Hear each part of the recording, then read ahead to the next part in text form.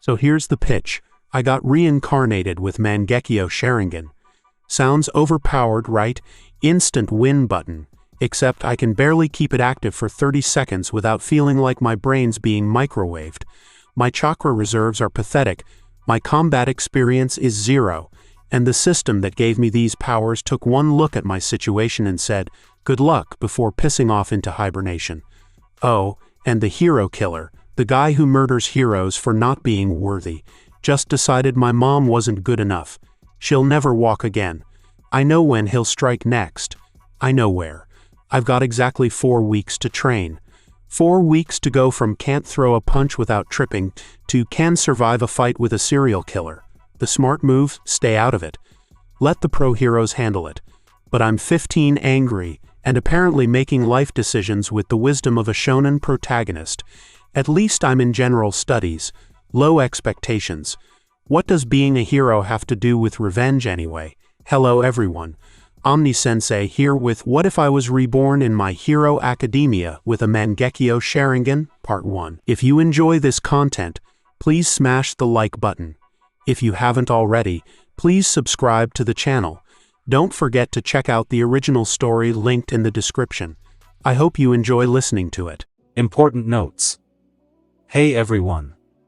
First and foremost, for those who dislike system novels. The system in this story has only one purpose and will promptly leave after completing said purpose in Chapter 5.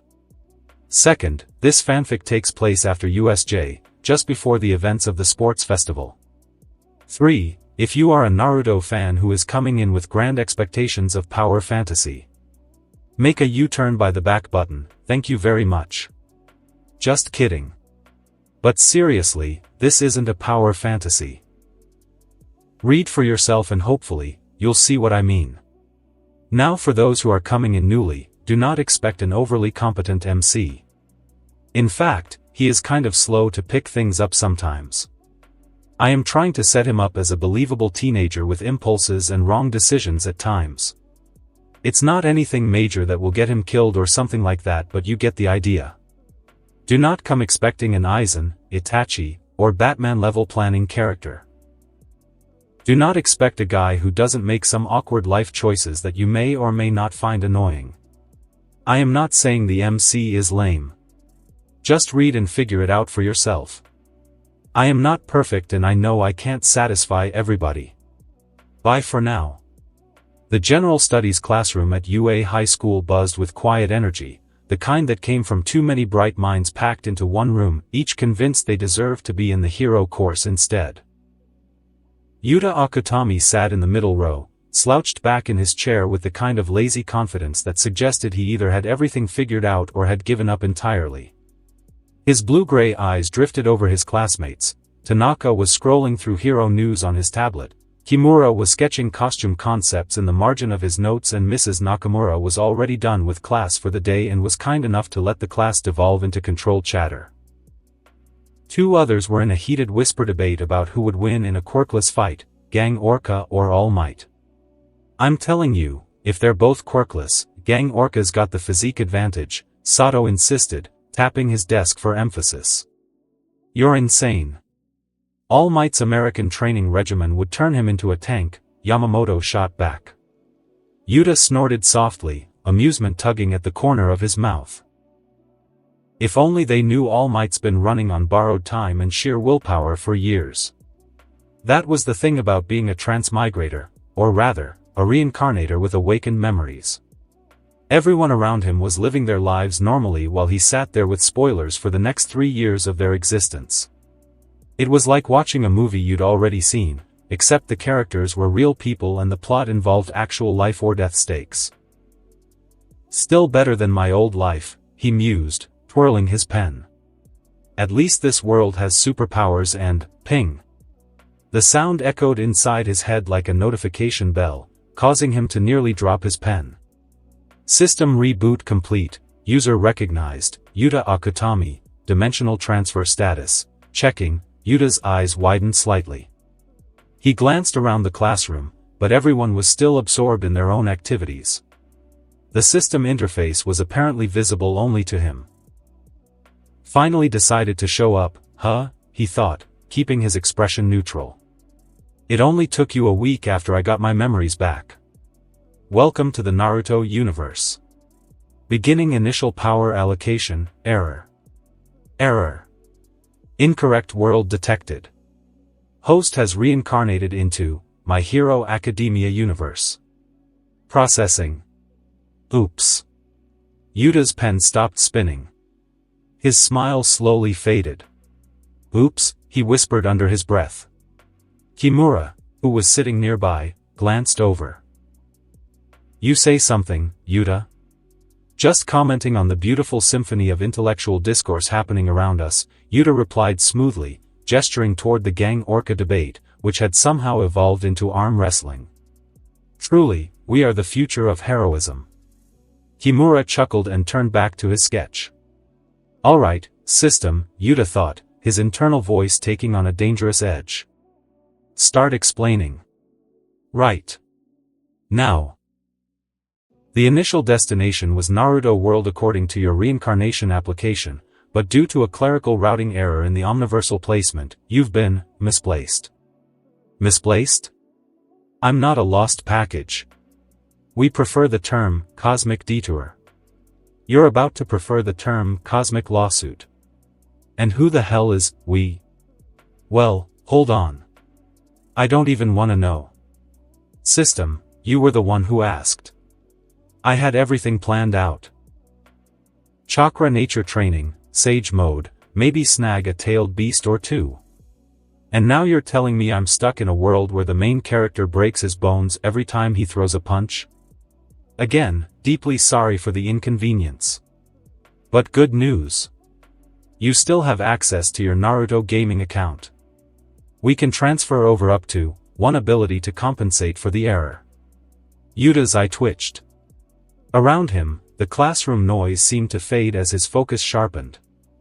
One ability? Maybe two, if you don't file a complaint. Oh. So I can complain, huh? Calm down. Before we do something we'll regret. You mean before I do something you'll regret? Let's talk about this. It isn't as bad as it seems. Listen here, you glitched excuse for cosmic customer service, Yuta thought, his mental voice dripping with the kind of cheerful menace that made people nervous. You screwed up my entire reincarnation.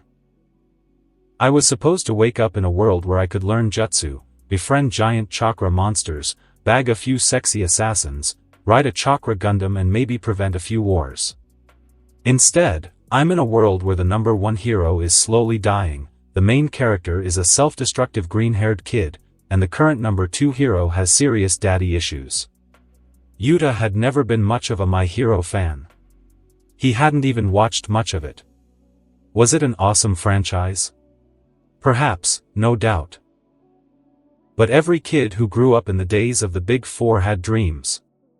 1. To wield a Zanpakuto.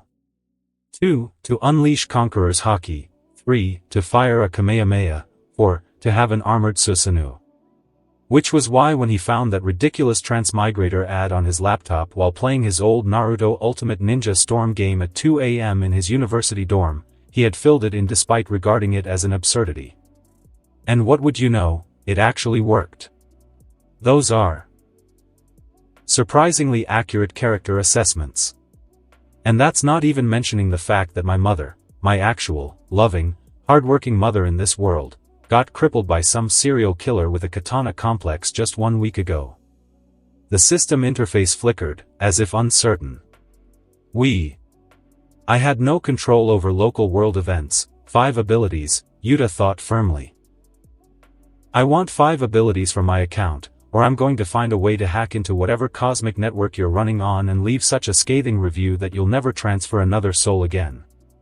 That's not how the system works, try me. I've got nothing but time and spite right now. The interface went quiet for a long moment. 3 powers, and you only get to pick from the playable characters you have already unlocked at your last save progress state. Yuta's smile faded. Thinking it through, he had only unlocked up to Chapter 5 in the game, which was up to the Hibi arc. The unlocked characters at that point were Naruto, Sakura, Kakashi, Sasori, Might Guy, Rock Lee, Deidara, Sasuke, Hayden, Kakuzu and Itachi. Naruto didn't have Sage Mode, Rinnegan Nagato hadn't appeared yet, and the truly god-tier powers like Flying Raijin, Edo Tensei and the like were nowhere to be found. After all, he had only downloaded the game to play out of nostalgia and hadn't taken it seriously. If I had known, I would have played Boruto Shinobi Striker.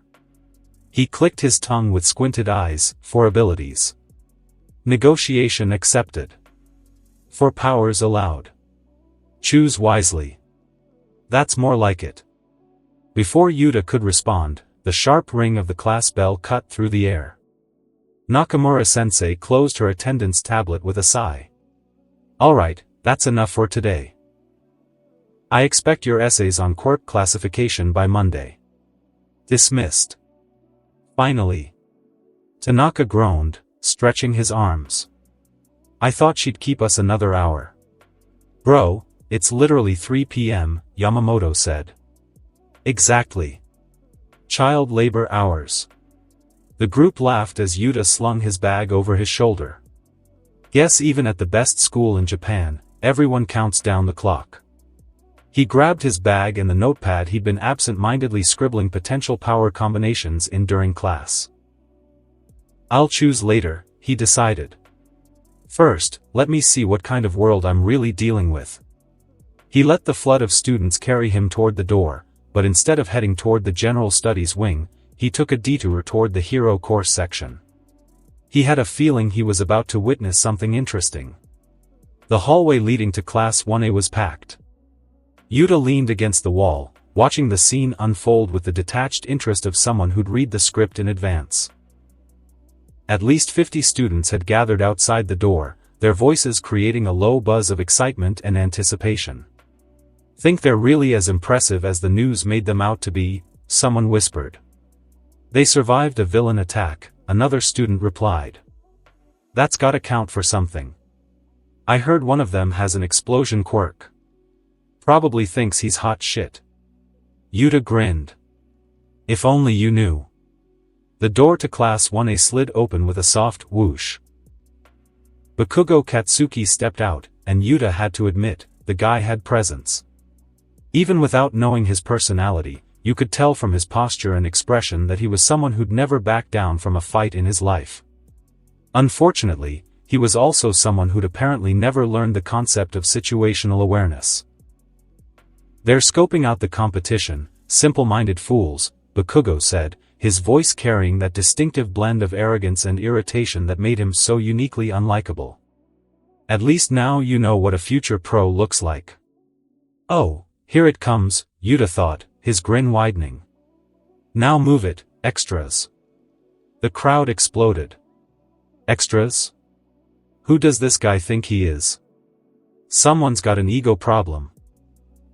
Yuta watched Bakugo's expression shift from smug superiority to confused annoyance as the crowd pressed closer, their voices rising in indignation. Classic Bakugo, Yuta mused. All the tactical awareness of a rabid honey badger.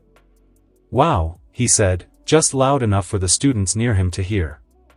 And here I thought UA students were supposed to be smart. Guy just united half the school against Class 1A in a single sentence. A few students turned toward him, and Yuta flashed them his most charming smile. I mean, strategically speaking, it's almost impressive. Like watching someone speedrun making enemies. One of the students, a girl with a plant-based quirk, judging by the small flowers in her hair, giggled despite herself. That's actually kind of accurate, she admitted. More students were turning toward him now, and Yuta could see some of the anger in the crowd shifting toward amusement. There we go. Crisis management through comedy. Gojo would be proud. In the distance, he could see a purple-haired student, Shinso, if he remembered correctly, approaching the crowd with the kind of confident stride that suggested he was about to make the situation infinitely more interesting. Time to go, Yuta decided. I've got a hospital visit to make. He pushed away from the wall and headed down the corridor, leaving the crowd behind. As he walked, he pulled out his phone and checked the time. 2:15 7:47 p.m. Visiting hours end at 8. That gives me plenty of time to see Mom and figure out what I'm going to do about everything. His hand unconsciously moved to his pocket, where he kept his mother's hospital card. The one that reminded him every day that this world wasn't just a story anymore. It was real. And it was personal. The smell hit Yuta the moment the doors slid open, sharp disinfectant, wax, and that faint metallic dryness hospitals couldn't ever quite hide. He let the scent settle. It still made his stomach tighten, though he'd been walking these floors every day for a week.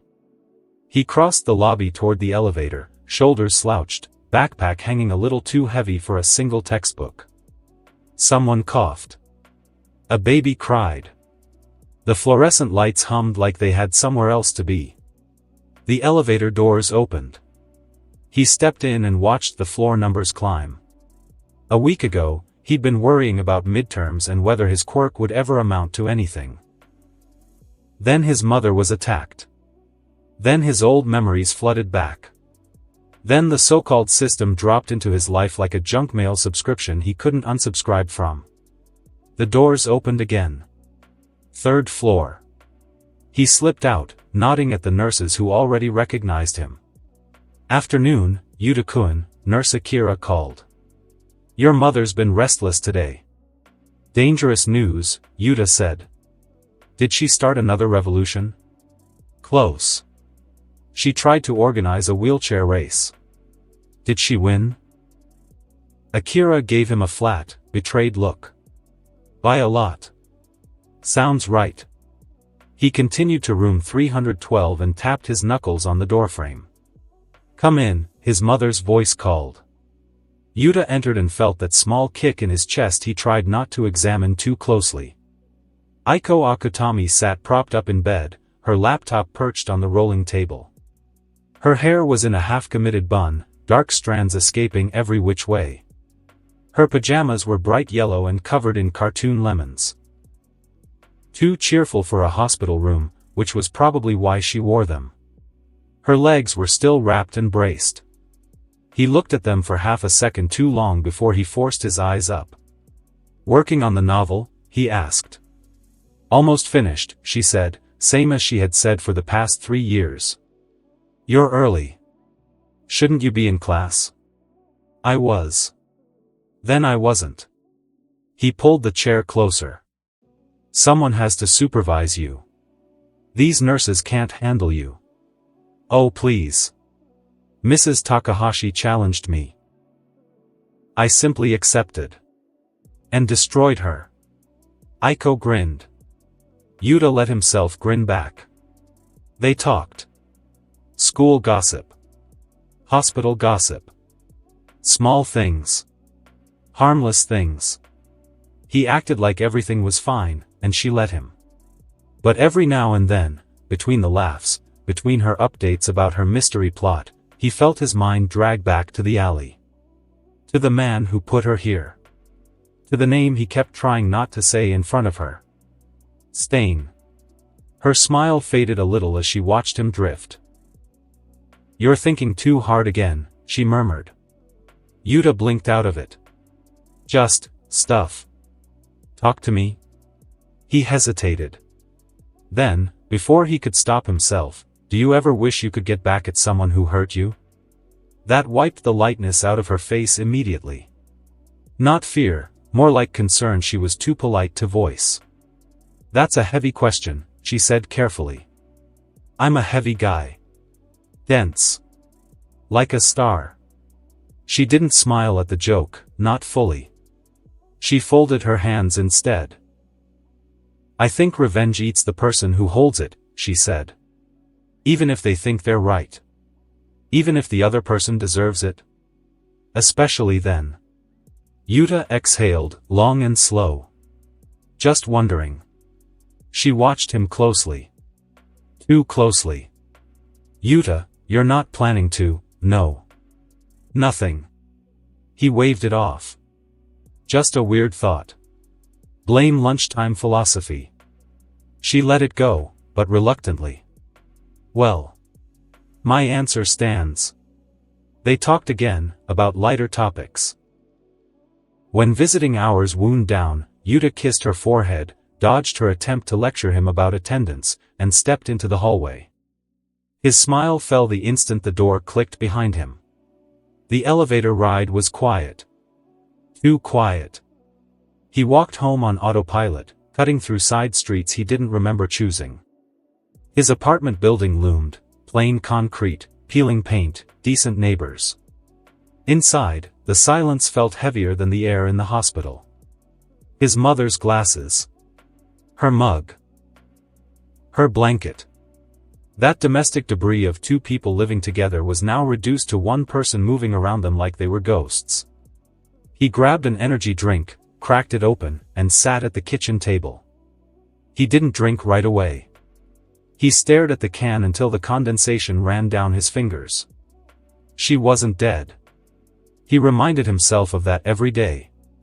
But she was hurt. Because some self-righteous fanatic decided she didn't measure up to his personal brand of heroism. Yuta took a drink. The artificial sweetness stuck to his tongue. He thought about Stain. About the canon timeline. About Hosu, still weeks away. About Ingenium's fate. About how all of it was barreling toward him like a train he could see but couldn't slow down. His grip tightened. The can collapsed with a crack. Great, he muttered, flicking droplets of sticky liquid off his hand. He tossed the can in the sink and stared at the mess on the table for a few seconds before moving to clean it. Revenge wasn't heroic. Heroes didn't stalk villains through back alleys. Heroes didn't plan ambushes. But Yuta wasn't a hero. He wiped the counter until it was mostly dry, then leaned against the sink and looked out the dark window. His reflection looked back, tired, angry, and a little hollow around the eyes. He didn't know yet what he would do when Hosu came. Only that he couldn't pretend he had no part to play anymore. Hospital, room 312, Aiko closed her laptop. She hadn't typed more than a dozen words since Yuta left. His question lingered in her mind like a bruise she hadn't realized she'd gotten. Revenge. A 15-year-old shouldn't be chewing on ideas like that. She wished he'd spend his time with friends, or worrying about school, or doing anything other than carrying her weight on his shoulders. A knock. She glanced up. Come in. Someone stepped inside, broad shoulders, white and blue armor, and exhaust pipes along the arms. The helmet remained on, but she recognized the posture even before the voice. Ingenium, she said, startled. I didn't expect, Ms. Akutami, he said, apologetic but steady. Sorry for coming this late. He sat down in the same chair Yuta had occupied that afternoon. It made her chest tighten. I wanted to speak with you about Stain, he said quietly. She went still. I read the police report, he continued. But I need more than that. Anything you remember. Even things you didn't think were important. Aiko swallowed. She saw something in his posture, bone-deep tension held together by discipline. The same kind of thing she'd seen in so many heroes who'd lost someone. The same thing she feared she might one day see in her son. He's hunting Stain too, she thought. Just like Yuta. She felt suddenly tired. All right, she murmured. Ask. Start from the beginning, he said.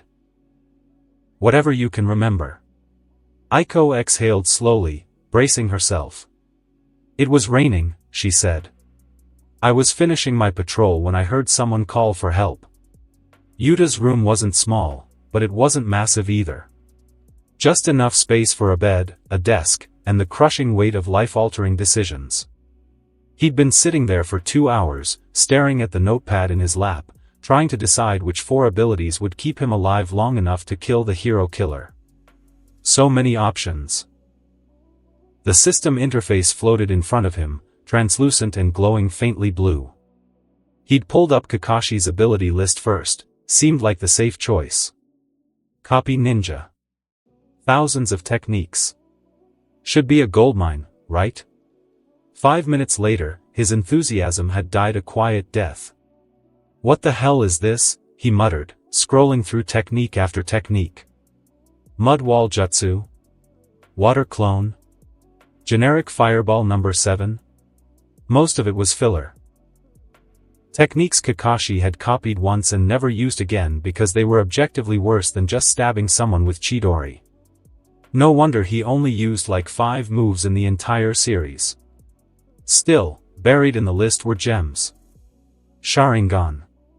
Shadow clones. Rasengan. The good stuff. Yuta leaned back, rubbing his eyes. Okay. Let's be smart about this. What do I actually need? He grabbed his pen and started writing, problems I need to solve. Stain is faster than me. Stain can paralyze me if he draws blood. I have 0 combat experience. My quirk is useless in a fight. I need to avoid getting caught by heroes/police. What I need, speed/perception, to not get stabbed, durability, in case I do get stabbed. Offense, to actually win. Stamina, because I'm not all might. He tapped the pen against his teeth, thinking. Sharingan solves perception. Shadow clones give me numbers and training efficiency. Rasengan is raw damage. And if I can get something for durability. His eyes drifted to one name on the list. Haiden. The immortal Akatsuki member who'd survived decapitation and spent the rest of the series as a talking head in a hole. Perfect. Alright, Yuta said aloud, pulling up the selection interface. I've decided. The system panel shifted, reformatting text into a clean input screen. Please input your 4 abilities, Kakashi's Kamui Mangekyo Sharingan. Itachi's Tsukuyomi Mangekyo Sharingan. Naruto's Ninetales Chakra. Haiden's immortal body. He sat back, satisfied. Let's see Stain try to kill someone who literally can't die. Error. Error. Selection rejected. Please reselect abilities. Yuta's smile evaporated. What? Error. Error. Please reselect, I heard you the first time. He shot upright, glaring at the interface. What the hell is wrong with my choices? Multiple errors detected in ability selection. What errors? Be specific. Double choices framed into one. Twice. Yuta blinked. Huh? Selected abilities Kakashi's Kamui Mangekyo Sharingan and Itachi's Tsukuyomi Mangekyo Sharingan are 4 abilities disguised as 2 choices. Silence. Yuta stared at the screen for a solid 10 seconds before letting out a groan that could have woken the neighbors. How? He dragged a hand down his face. Explain. In detail. Like I'm 5. Each Mangekyo Sharingan selection consists of 2 abilities, 1. The Mangekyo Sharingan itself, base dojutsu, 2. The unique pupil technique, Kamui, Tsukuyomi, etc. Yuta's eye twitched. Aren't they the same thing? Incorrect. The Mangekyo Sharingan is the Uchiha clan's strongest dojutsu. It grants enhanced perception, genjutsu resistance, precognition, and the Susanoo. The pupil techniques, Kamui, Tsukuyomi, Amaterasu, etc. are separate abilities that manifest based on the user's deepest desires. They are called the Eye of the Soul for this reason. While 2 users may awaken the same base dojutsu, their techniques differ based on individual trauma and desire. Therefore, Mangekyo Sharingan equals 2 slots, Kamui equals 1 slot, Tsukuyomi equals 1 slot. Your current selection uses all 4 slots. Yuta's hands clenched into fists. So you're telling me, if I take both Kamui and Tsukuyomi, I don't get anything else? Correct. And if I take just the Mangekyo Sharingan without the techniques? You will awaken your own unique pupil techniques based on your subconscious desires. Yuta froze. My own techniques? That was either the best news he'd heard all week or a complete disaster waiting to happen. On one hand, custom abilities tailored specifically to what he needed most. On the other hand, he had no idea what those would be. Kamui was a guaranteed spacetime technique. Tsukuyomi was a guaranteed mind-breaking torture dimension. Both were proven, documented, and reliable. But his own techniques? What if I awakened something useless? His mind raced. What do I want most right now? Curing his mother's paralysis? That might give him some kind of healing ability, useful, but not exactly combat-oriented. Killing Stain? That could manifest as Amaterasu or something equally destructive. But what if it manifested as something weirdly specific, like the ability to sense people with murderous intent or some niche garbage? Shin Uchiha awakened the ability to control objects he marked with his Sharingan, Yuta thought grimly. And that guy was useless. He sat there for a long moment, pen hovering over the notepad. Finally, he exhaled. Remove the pupil techniques. Confirm removal of Kamui and Tsukuyomi? Yeah. He clenched his jaw.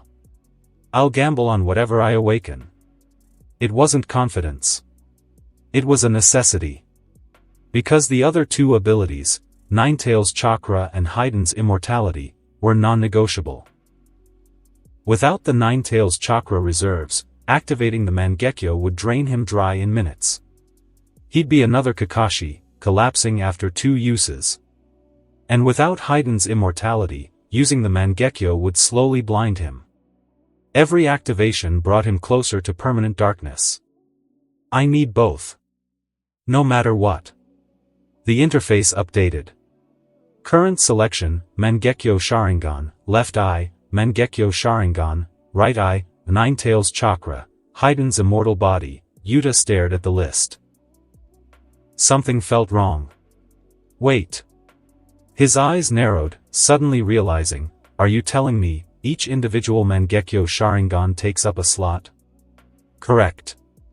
He pressed his palms against his eyes. Of course. Of course. Fine. Fine. He took a breath. 2 Mangekyo Sharingan. Ninetales Chakra. Haiden's Immortality. 4 slots. Finalize. Error. Error. Selection rejected. Please reselect abilities. Damn it. Yuta shot off the bed, fists clenched, voice cracking with frustration. What now? What the hell is wrong this time? Multiple errors detected in ability selection. What's wrong with the Sharingan now? Nothing is wrong with the Sharingan. Then? Error detected in Ninetales Chakra selection. Yuta froze, chest heaving. What? Ninetales Chakra cannot be directly selected. Why not? Tailed Beast Chakra is not a standalone ability. It is a byproduct of hosting a tailed beast. Yuta's blood ran cold. What does that mean? To possess Ninetales Chakra, you must first have the Ninetales sealed inside you. So, I need to use a slot for the Ninetales itself? Incorrect. Then what? To have a tailed beast sealed inside you, you must first possess the sealing technique required to contain it. Yuta's mouth went dry. The 4 symbols seal. Correct. Revised requirement, for symbols seal, 1 slot, Ninetales Bijou, 1 slot, result, access to Ninetales Chakra. That's 2 slots just to get the chakra? Correct. And, wait. A horrible realization crept over him. If I take the Ninetales, it'll act exactly like it did in the series, won't it? Correct. The Ninetales will retain its personality, memories, and hostility. So I'd have a giant demon fox sealed inside me that hates my guts and will try to take over my body every chance it gets? Correct. Yuta sat back down on the bed. Slowly. This is a nightmare.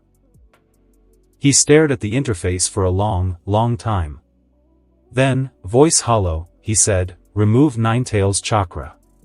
Selection removed. He rubbed his face. Okay. Okay. 2 Sharingan. Heiden's immortality. That's 3 slots. I still have 1 left. I can work with this. He pulled up the list again, scrolling through abilities. Shadow clones. Rasengan. No darn Sage mode. Wait, does that need a prerequisite too? Before he could check, another thought hit him. System. Yes? Heiden's immortality. Is there a problem with that one too? Silence. Then, yes. Yuta closed his eyes. Of course there is. Heiden's immortality is granted by the Jashin religion. It is not an inherent ability. Let me guess. Yuta's voice was flat. I need to use a slot to bring Jashin into this universe. Correct. He sat there. Just, Saturday, this is fine, he thought distantly. Everything is fine. I'm not having a breakdown. This is fine. System. Yes? If I choose Heiden's immortality, does Jashin show up as, like, an actual god? Or is it just the blessing? Jashin will manifest as a localized divine entity within this universe. You will be its first, and likely only, worshipper. So I'd have to, what, pray? Make sacrifices? Jashin requires ritualistic killing to maintain your immortality. Yuta laughed. It wasn't a happy sound. So my options are, he held up his fingers, counting. 1. Take the Ninetales and hope it doesn't eat my soul. 2. Bring an evil god into the My Hero world and become a serial killer to stay immortal. 3. Give up on both and just, wing it with whatever's left. Those are accurate assessments. Yuta looked at the ceiling. Mom's in the hospital because of a serial killer. And I was about to become one myself. He exhaled slowly. Remove Heiden's immortality. Selection removed. The interface now showed, current selection, Mangekyo Sharingan, 1 slot, Mangekyo Sharingan, 1 slot. Empty, 1 slot, empty, 1 slot. Yuta stared at it for a long time. Then he stood, walked to his desk, and pulled out a fresh sheet of paper. Okay, he thought. Let's start over. What can I actually use? Yuta sat there, staring at his empty slots, feeling like he'd just lost a negotiation with a vending machine. Okay. What's actually left? He pulled out a fresh sheet of paper and started listing, available abilities, shadow clones, versatility, training boost. Chidori, assassination technique, needs Sharingan, Rasengan, raw power, hard to learn without good chakra control, chakra enhanced strength, close combat buff, shadow possession, crowd control, palm immortal technique, healing, 8 inner gates, taijutsu, various nature releases, elemental jutsu. He stared at the list. None of this solves my core problem. I need chakra to use the Sharingan so it doesn't drain me dry. The Ninetales chakra was important simply because of this. Without it, he had no idea if he would even be able to use his MS. To think a simple collection would come with so many terms and conditions. Yuta suddenly paused as a horrible thought occurred to him. System. Yes? Are there any other caveats I should know about? No reply. His eyes narrowed. There are, aren't there? Yes, the boy felt his eyelids twitch. What are they? Well, for starters, the Sharingan comes with a minor prerequisite. I thought you said everything was fine. It isn't fine. Just not the same way it was with the last one. Rest assured that you will gain and be able to use the Sharingan. You just won't be able to turn it off. Yuta sighed. Elaborate. Kakashi couldn't turn off his Sharingan because he wasn't an uchiha. It drained him constantly. The prerequisite to avoid this is to have the uchiha bloodline. So if you take the Mangekyo without the bloodline, then you would experience the same issue. Yuta's eye twitched. So you just weren't going to mention that? You didn't ask. Why would I need to ask? That's critical information. The system provides abilities as requested. Optimization is the user's responsibility. He stopped himself and took a breath. Okay. Fine. Is there anything else I should know before I finalize this? Several things. Go on. Second. Without a bloodline that includes a chakra system, you will receive your abilities but lack the energy to use them. Yuta went very still. What? Chakra is not automatically granted. It is a biological energy system that must either be a. Developed naturally over years of training, b. Inherited via bloodline. It is not native to this universe, and your current body does not possess it. If you had selected only techniques without a bloodline, you would possess the knowledge but not the means to execute them. Cold sweat broke out on Yuta's forehead. I almost picked abilities I couldn't even use. So, I need a bloodline. Correct. The Uchiha bloodline will grant you a chakra system as well as natural affinity for certain chakra natures, though awakening at age 15, your reserves will start at the level of a genin and grow from there. How long until I have decent reserves? It depends on whose Uchiha bloodline you get. From Sasuke, although you won't start from scratch due to your age and Sasuke's talent, your immediate chakra would only be about Sasuke's during his ninja school years. Your current physique, while standard for a regular 15-year-old, is practically inferior to your age group in the hero course and even more inferior to Sasuke's at the age of 8. You will need 6 to 12 months of consistent training to reach Sasuke's level of chakra during the Chunin exams. 2 to 3 more years for Hibi Sasuke level chakra. You will gain a fire and lightning chakra affinity. What about Itachi? Even worse. While Itachi's bloodline makes him have greater chakra control, fire release affinity, water release chakra nature, and genjutsu attunement than early-stage Sasuke, his bloodline comes with a blood disease, and his chakra growth is stunted as a result. It would take longer to achieve the same level of chakra, and you carry the risk of dying young. Yuta's stomach sank. That really was significantly worse. So I'll be Kakashi. One big jutsu and I'm done for the day. What about the chakra boost that comes with awakening the Mangekyo Sharingan? I've read theories that boost only applies if you awaken it naturally through intense emotional trauma. You are receiving it via system integration, which bypasses the trauma-induced chakra surge. Of course it does. Unless you would like to kill your mother first to trigger a natural awakening? No. Then you will start with minimal reserves. Yuta dragged a hand through his hair. Think. There has to be a workaround. Then it hit him. If the Uchiha bloodline was something selectable, then what about the Uzumaki bloodline? Elaborate. Uzumaki clan members had massive chakra reserves naturally. Naruto, Kushina, and Nagato, they all had insane stamina. If I take both Uchiha and Uzumaki bloodlines, you would possess both chakra systems. Result, ability to deactivate Sharingan, Uchiha trait, enhanced chakra reserves, Uzumaki trait, accelerated healing, Uzumaki trait, fire plus lightning release affinity, Uchiha trait, wind release affinity, Naruto bloodline trait, longer lifespan, Uzumaki trait.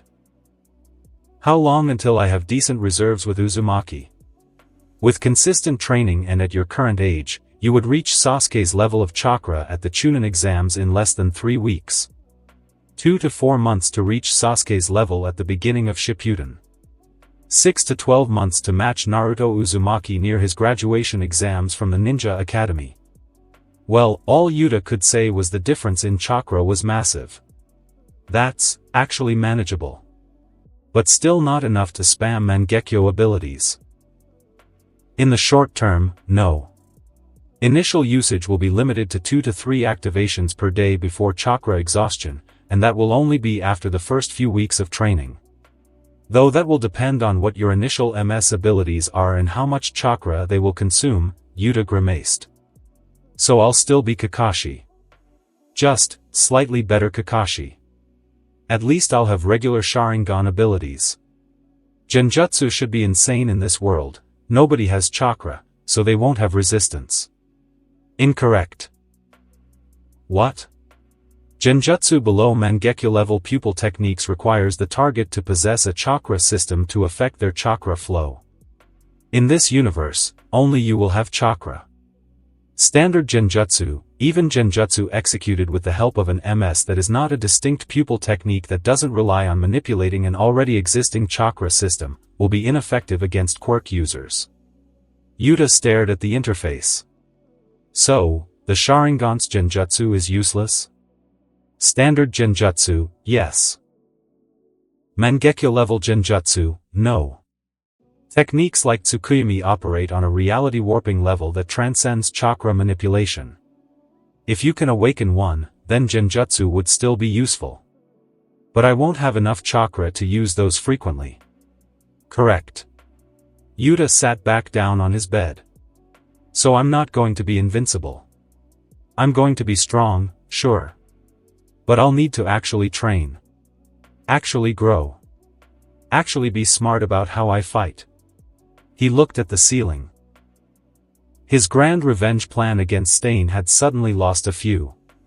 No, a lot of legs. He took a look at the list of abilities still available. Shadow Possession, Shadow Clones. Finally, it fell on 8 inner gates. Perhaps. Want my advice? Don't even think about it. You've clearly been avoiding it for a reason. While powerful, the 8 inner gates isn't a technique or ability where mastery grants power. It is more accurate to call it a transformation mode. Learning it is not the problem. It requires extreme, rigorous, grueling training to accustom your body to be capable of withstanding the pressure brought about by each subsequent release without rupturing your own body. Even if you used up a slot, you would need months of rigorous, bone-breaking training and adaptation to even attempt opening the first gate. The Uzumaki bloodline will help, but each gate becomes progressively difficult to withstand, and the power of the 8 gates will vary depending on who uses it. It took Guy 30 years of effort to reach his level. Spending his savings on medicines to increase his recovery rate and more. The MHA universe has no chakra medicines to assist you. Even with an Uzumaki physique and your natural talent, your maximum after 5 years will be the same as Rock Lee's, the 6th gate, nothing more. The silence that followed was deafening. Maybe that's better. If I got too strong too fast, I'd get cocky. And cocky people die in Gotham. Wait, wrong universe. Cocky people die in MHA too. He exhaled slowly. Alright. Final decision. Awaiting selection. 2 Mangekyo Sharingan, 1 per eye. Uchiha bloodline. Uzumaki bloodline. Selection confirmed, Mangekyo Sharingan, left eye, Mangekyo Sharingan, right eye, Uchiha bloodline, Uzumaki bloodline. Total, 4 of 4 slots used. Finalize selection. Yuta took a deep breath. This is it. No take-backs. No do-overs. Yeah. Let's do this. Beginning power integration. Warning, this process may be uncomfortable. Define uncomfortable. Imagine someone rewiring your nervous system with a rusty spoon while you're conscious. You could have mentioned that earlier. You didn't ask. I really hate you sometimes. The feeling is mutual.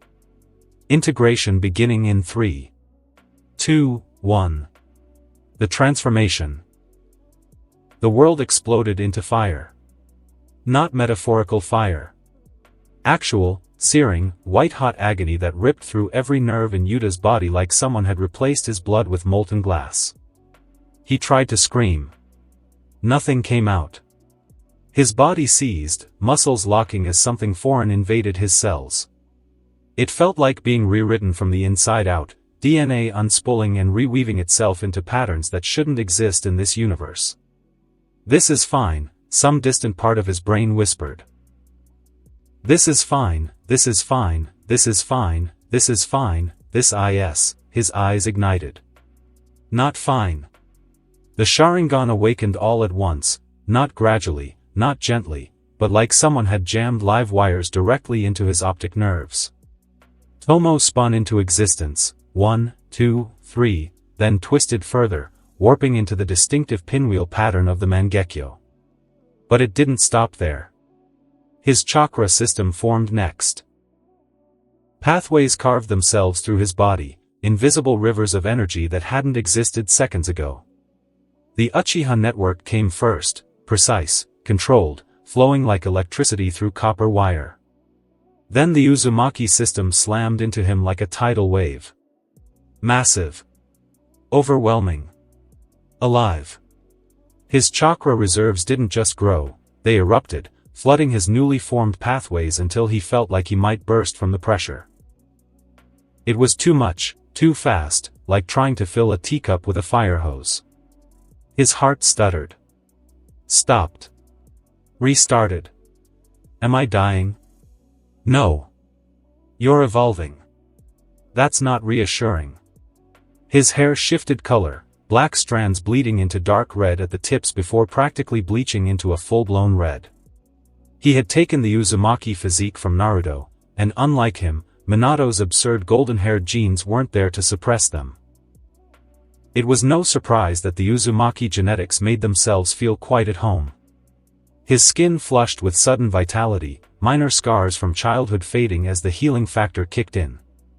And through it all, the pain. Yuta's fingers clawed at the bedsheets, tearing fabric.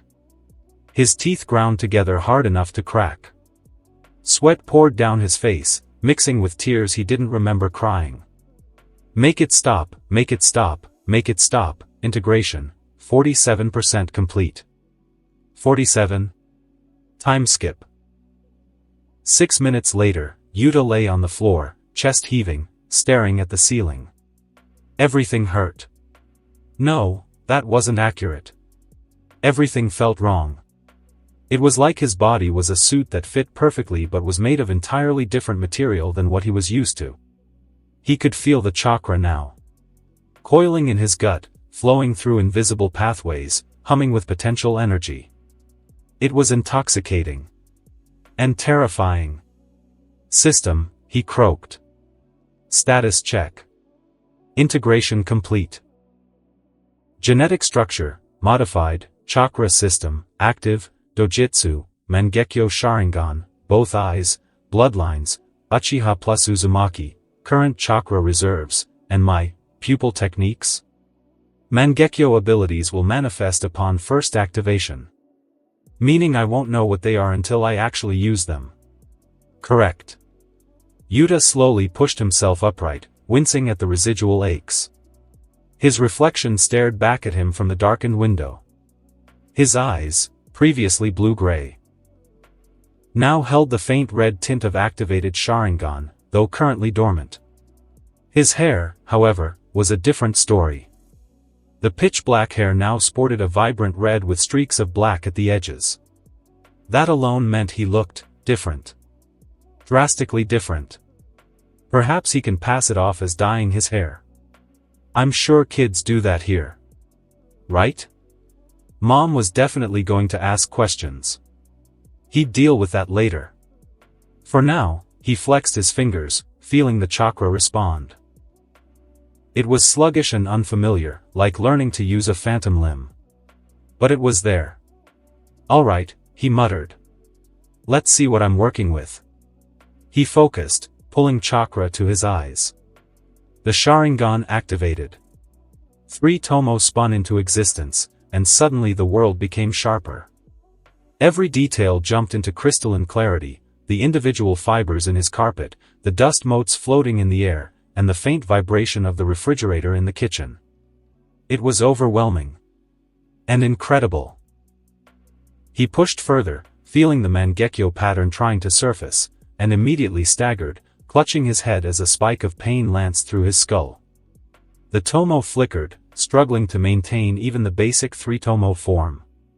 Warning, Mangekyo activation requires significantly more chakra. Current reserves insufficient for activation. Yeah, Yuta gasped, deactivating the Sharingan entirely. The world dimmed back to normal, and he felt the drain immediately. I noticed. His chakra had dropped noticeably from that brief 5-second activation. Maybe 30 to 45% of his total reserves, just from maintaining the basic Sharingan. I really am Kakashi. Worse than Kakashi, even. That is accurate. Kakashi had years to adapt to his Sharingan's drain. You have minutes. Gee, thanks for the pep talk. You're welcome. Yuta rubbed his temples, feeling the lingering ache behind his eyes. So what now? I assume you have some kind of training regimen or... My function is complete. He froze. What? Power allocation, complete. Integration, successful. Bloodline stabilization, achieved. My primary directive has been fulfilled. Hold on, I will now enter hibernation mode until required for future dimensional corrections or system updates. Wait, you can't just, good luck, Yuta Akutami. Try not to die. System. The interface flickered once, twice, then vanished entirely. Yuta stared at the empty air where the translucent blue screen had been floating. You absolute asshole. Silence. He waited. Still nothing. System? Hello? System? Nothing. Oh, come on. He threw his hands up. You give me powers I can barely use, drop a figure it out yourself, and then piss off into hibernation? What kind of customer service is this? The apartment didn't answer. Yuta stood there for a long moment, then let out a laugh, sharp and slightly hysterical. Unbelievable. Just unbelievable. He dragged both hands through his newly red hair. Cosmic placement error, my ass. I got ice-guyed by the bargain bin reincarnation service. He took a deep breath. Then another. Okay. Okay. It's fine. I've got powers. I've got knowledge of the timeline. I've got. He looked down at his hands, flexing his fingers. Chakra stirred sluggishly in response. About 3 weeks of training before I need to actually use this stuff. He walked over to his desk and pulled out his notebook, the one with all his MHA timeline notes. He flipped to a fresh page and started writing. Immediate problems: chakra reserves are pathetic, can barely hold basic Sharingan for second 0 combat experience, knowing jutsu is not equal to knowing how to fight, can't use Mangekyo at all, not enough chakra to even activate it, mom will notice the hair, need a cover story. I can just dye it back black, or say I dyed it red. Mom probably wouldn't mind. Opportunities: UA Sports Festival, showcase abilities. Scout competition. Avoid entirely. Hosu incident, 1 month away, chance to confront Stain. USJ attack, already happened. Skip. Shigaraki and all for one. Not my problem right now. Training montage time, I've got knowledge, now I need skill training priorities, chakra capacity, meditation, chakra control exercises, and lots of exercise. Chakra control, tree walking, water walking, leaf exercises, physical conditioning. Uzumaki healing means I can train harder Sharingan stamina, need to hold it longer than 5 seconds basic taijutsu, I can't rely on jutsu if I run out of chakra. Also, how do I even learn jutsu? There are no scrolls. Figure out Mangekyo abilities, can't test them yet, but need to plan. He stared at the list. This is going to take weeks. Months, realistically. And I've got 1 month before Hosu. It'll have to be enough. The next morning, UA High School, Yuta had exactly 3 hours of sleep. He'd spent the rest of the night recollecting every scrap of knowledge he could remember from the Naruto franchise about chakra control, training methods, and usage. The jutsu, the hand seals, and the training methods for Team 7. First on the list was tree walking, followed by water walking and leaf concentration exercise. The rest would be spent trying to figure out how to use the hand seals he remembered from the series to actually perform jutsu. He stepped through the UA gates at 7:45 a.m., hood pulled up to hide his hair. He'd considered wearing a hat, but that would have drawn more attention. Instead, he'd gone with the mysterious transfer student aesthetic and hoped nobody cared enough to ask questions. Naturally, someone immediately asked questions. "Yo, Yuta." Tanaka jogged up beside him, grinning. "Dude, did you dye your hair?" "That's sick." "Yeah," Yuta said casually. "Figured I needed a change." "You know how it is." "Hell yeah, I know how it is. My mom nearly killed me when I tried to bleach mine last year." Tanaka squinted at him. "Wait, is that natural red or did you box dye? Cheap stuff from the convenience store. Looks expensive, man. Like, professional grade. Because it's genetic modification, not hair dye, but sure. Got lucky, I guess." They walked into the General Studies building, and Yuta immediately felt the stares. Apparently, red hair was uncommon enough to be noteworthy but not weird enough to be concerning. "Hey, Yuta." He turned to see Kimura waving from across the hallway. "Nice hair. Going for the protagonist look?" Yuta forced a grin. "Something like that. Well, it works. You look way cooler now." Class started, and Yuta spent the first 30 minutes trying not to fall asleep. Nakamura-sensei was droning on about quirk law and ethics, which would have been interesting if Yuta's brain wasn't still recovering from having his entire genetic structure rewritten. He pulled out his notebook and started sketching a training schedule under the guise of taking notes. "Unlike the hero course students, I don't have a lot of free time to hone my abilities. General studies don't have any battle practicals, so they're above me in terms of physical fitness index, and I'll have to put in the work to catch up. Week 1, chakra control basics, leaf exercise, physical conditioning, endurance running, bodyweight exercises, Sharingan activation practice, goal. 30 seconds sustained. Week 2, tree walking combat theory, watch hero fights, analyze with Sharingan if possible, increase Sharingan time, goal. 2 minutes. Week 3, water walking sparring practice, find somewhere discreet, Mangekyo attempt, if chakra allows. Week 4, Hosu prep finalize combat strategy. Scout stains likely locations. Akutami.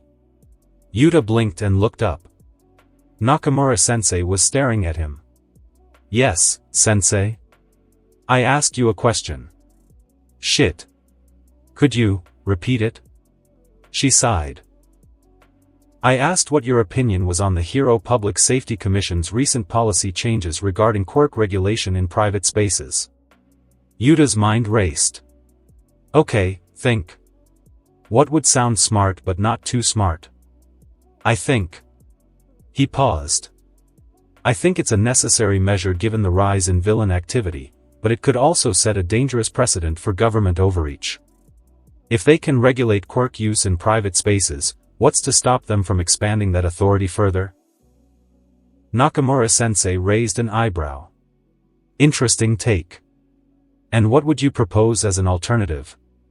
"Why did I open my mouth? Community-based oversight instead of federal mandates. Local hero agencies working with neighborhood councils to establish guidelines that fit specific areas, rather than a one-size-fits-all approach." She nodded slowly. "Not bad, Akutami. Keep that kind of critical thinking up, and you might just make it into the hero course yet." If only she knew. The class moved on, and Yuta went back to his training notes. The thing about general studies was that Mrs. Nakamura's encouragement, while well-meaning, was basically a polite fiction. Almost every kid in this class were here because they couldn't crack UA's brutally competitive hero course entrance exam. 40 slots reserved for recommendations. That left 36 spots for thousands of applicants. Sure, there was technically a path forward. Show enough promise at the sports festival, catch a teacher's eye, and maybe, get transferred into the hero course. It happened. Rarely.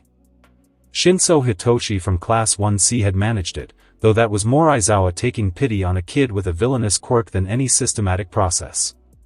But for everyone else? Empty promises. Delusions of grandeur. If you were truly impressive enough to stand out at the sports festival, you wouldn't be in general studies to begin with. Unless you had something nobody knew about. Yuta glanced down at his hands, feeling the faint pulse of chakra beneath his skin. Lunch, UA cafeteria. Lunch rush's food was, as always, absurdly good. Yuta sat with his tray, katsu curry, rice, miso soup, and some kind of perfectly seasoned vegetables, and had the traitorous thought that it might actually be better than his mom's cooking. Of course, he'd never tell her that.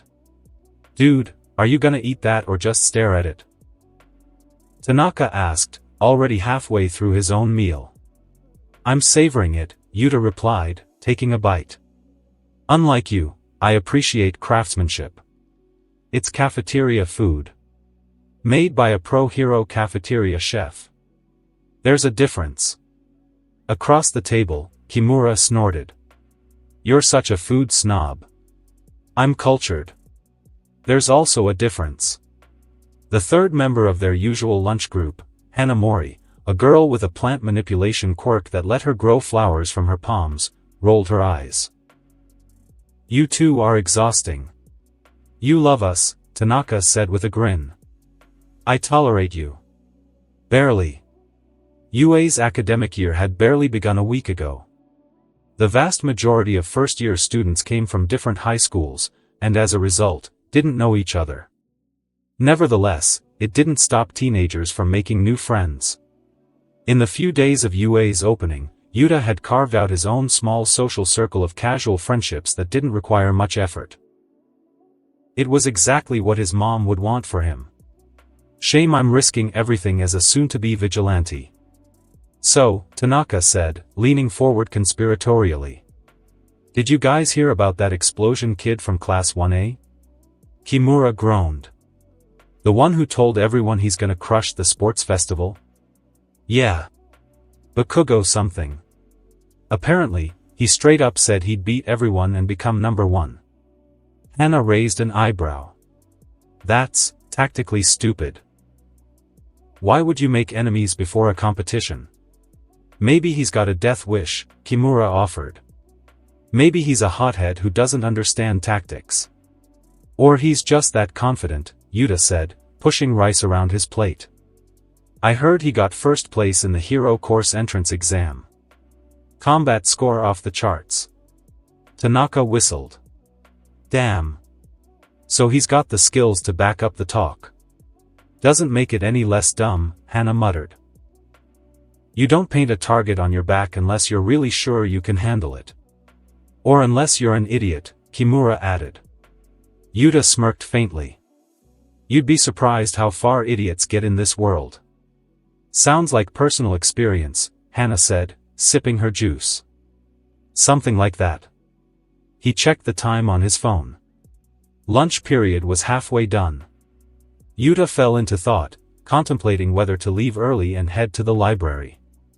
There were a dozen things he could be doing right now. Training, meditating, and testing his limits were at the top of his priorities, hence his decision to go to the library to research ancient history on ninjas, hand seals, and chakra theories. Why? Well, he had run into a problem. Yuta fell into thought, contemplating whether to leave early and head to the library. There were a dozen things he could be doing right now: training, meditating, testing his limits, all at the top of his priorities. But research? That was a new addition.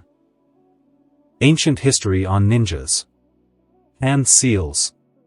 Chakra theories. He almost laughed at the absurdity. What am I even hoping to find? A forgotten scroll hidden in Yue's library? Jutsu for dummies? In the last few hours, Yuta had come to the conclusion that he had a simple but serious problem. After obtaining the Sharingan and the Uchiha and Uzumaki bloodlines, Yuta had almost forgotten that this wasn't the ninja world. This was my hero. Here, he was a one-of-a-kind anomaly. The only living being in the world with chakra. That translated to 4 simple words. He had no jutsu. Sure, he remembered hand seals. Shadow clone. Fireball. Water wall. Even some of the basic ones, like henge and bunshin. He'd been a big enough Naruto fan to memorize that much. But hand seals were only half the equation. Jutsu required specific chakra flow patterns, internal pathways that differed for every technique. Without a scroll, without instruction, without someone to show him how the chakra was supposed to move. He was basically trying to play a piano by smashing random keys and hoping for Beethoven. The only exception was Rasengan. That one he could theoretically develop on his own. It didn't require hand seals, just pure chakra control and rotation. But he'd barely managed to activate his Sharingan for 5 seconds. Trying to form a Rasengan would have been like trying to bench press a car. But today, Yuta flexed his fingers under the table, feeling the chakra respond. It's grown. A lot, actually. Maybe 3 times what he had yesterday. Which still wasn't much. But it's something.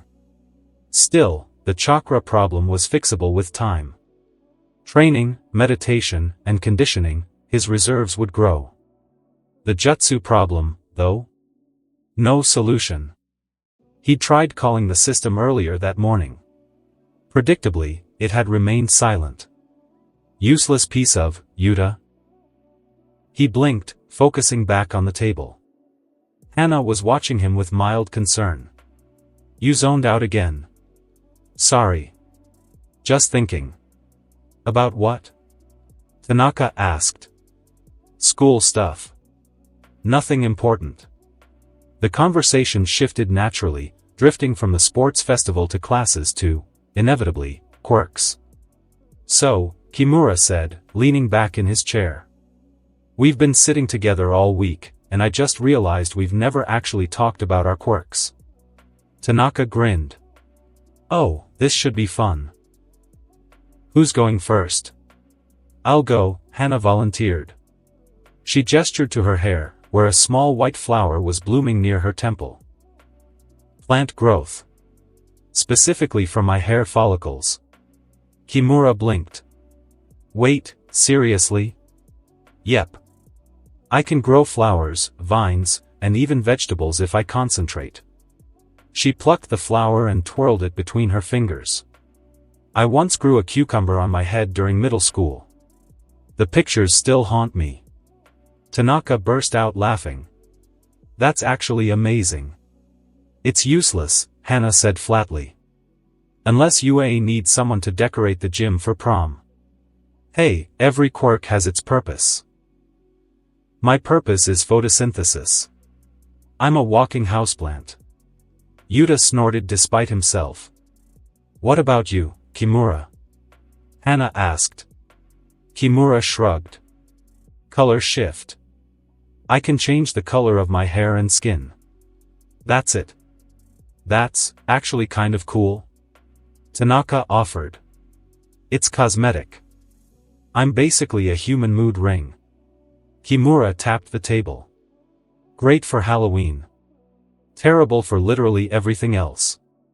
At least you got into UA, Hana muttered. So did you.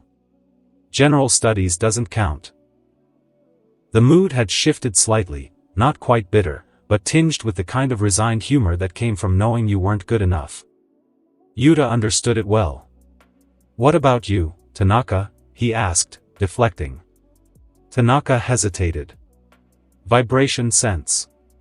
I can feel vibrations through solid surfaces within about 10 meters. That's actually useful, Hana said, perking up. Not really. It's super imprecise. I can tell something's moving, but not what or where exactly. And it gets overwhelmed in crowds. He shrugged. I didn't even crack the top 200 in the entrance exam practical. None of us did, Kimura pointed out. Yeah, but I thought I'd at least get close. Tanaka grimaced. Turns out, feeling vibrations doesn't help when a robot's about to punch your face in. They all laughed, short, self-deprecating sounds. Then 3 pairs of eyes turned to Yuta. Alright, your turn, Hana said. What's your quirk? Yuta leaned back, considering. What? Is it that bad? Hana asked with raised eyebrows. What's there to hide? It's just as good as the rest of yours. Oh, this is gonna be good, Kimura said, grinning. Yuta reached out and placed a finger on his empty lunch tray. Following which, a small miniature kanji symbol appeared on the body. The tray wobbled. Then lifted. It floated toward him slowly, hovering about 6 inches off the table. Whoa, Tanaka breathed. Telekinesis? Hana asked, eyes wide. Not exactly. Yuta kept his focus on the tray. I can manipulate anything I touch, but only objects and things close to me. The farther away they get, the weaker my control becomes. That's the simplified version, anyway. The full truth was more complicated. His quirk was called enhanced control. It gave him greater mastery over his own body. Muscles, nerves, and biological processes were under his conscious command if he wanted it to be balance. Great. Coordination? Flawless. Aim and precision? Top tier. Hand-eye coordination? Reflex optimization? Peak of possible human reaction. Poison resistance? He could literally tell his body to flush toxins out faster. Slow down hunger and thirst, enhance concentration, and hell, he could even control when he needed to take a dump for a while. In another setting, it was the kind of quirk martial artists would kill for. Here, he could do yoga on hard mode. But few people needed to know that. However, what he told people was basically the secondary effect. Projecting that control outward, was what people saw. And that part was mostly useless. By marking something, he could move objects near his body with decent precision. It didn't work on humans, as they carried way too many complicated parts, and the effective range was barely a meter before his control started to weaken dramatically. Honestly, it was one of the better picks among low-tier quirks. Its weakness lay in the fact that although he could control his body to do things, he was ultimately still human. Doing any single one of those things required a large energy cost, and removing the limiters of the human body took a pretty large toll he couldn't handle for more than 30 seconds. But it didn't give him any mutations and was straightforward enough to understand. So it's like weak telekinesis, Kimura summarized. Pretty much. That's still cooler than changing my hair color. Not by much. Yuta focused, pushing the tray away. Watch. He sent it outward with effort, trying to extend his range, to prove he could control things farther away, and to show just how weak it was. Huh. The tray shot forward like a bullet. No way. It rocketed across the cafeteria, a red and white blur, covering 30 meters in half a second. Then it slammed into the back of someone's head with a dull thunk. The girl, pink skin, short horns, bright yellow eyes, went down like a sack of bricks, face-planting directly into her bowl of ramen. Worse still, that wasn't the end of it. The tray ricocheted and a second thunk echoed throughout the cafeteria. A voice yelped. High-pitched. Very offended. Ow. What the heck? The cafeteria fell dead silent. Every student looked around. Yuta stared in growing horror. There was no one there. So who? Oh wait, was that a floating uniform crumpling inward? Yuta's eyes were about to fall off their sockets. Mina Ashido. I just knocked out Mina Ashido. And Toru Hagakure. Dude, Tanaka whispered. I didn't, Yuta stood up quickly. I didn't mean to. Across the cafeteria, Class 1A was already rushing over. A green-haired girl, Tsuyu, was pulling her upright, noodles dripping from her face. Is she okay? Someone shouted. She's breathing. Who threw that? Mina rubbed her head, dazed. What the? Did someone just throw a tray at me? Hagakure's sleeves waved wildly in the air. I got hit too. Twice. What kind of projectile ricochets?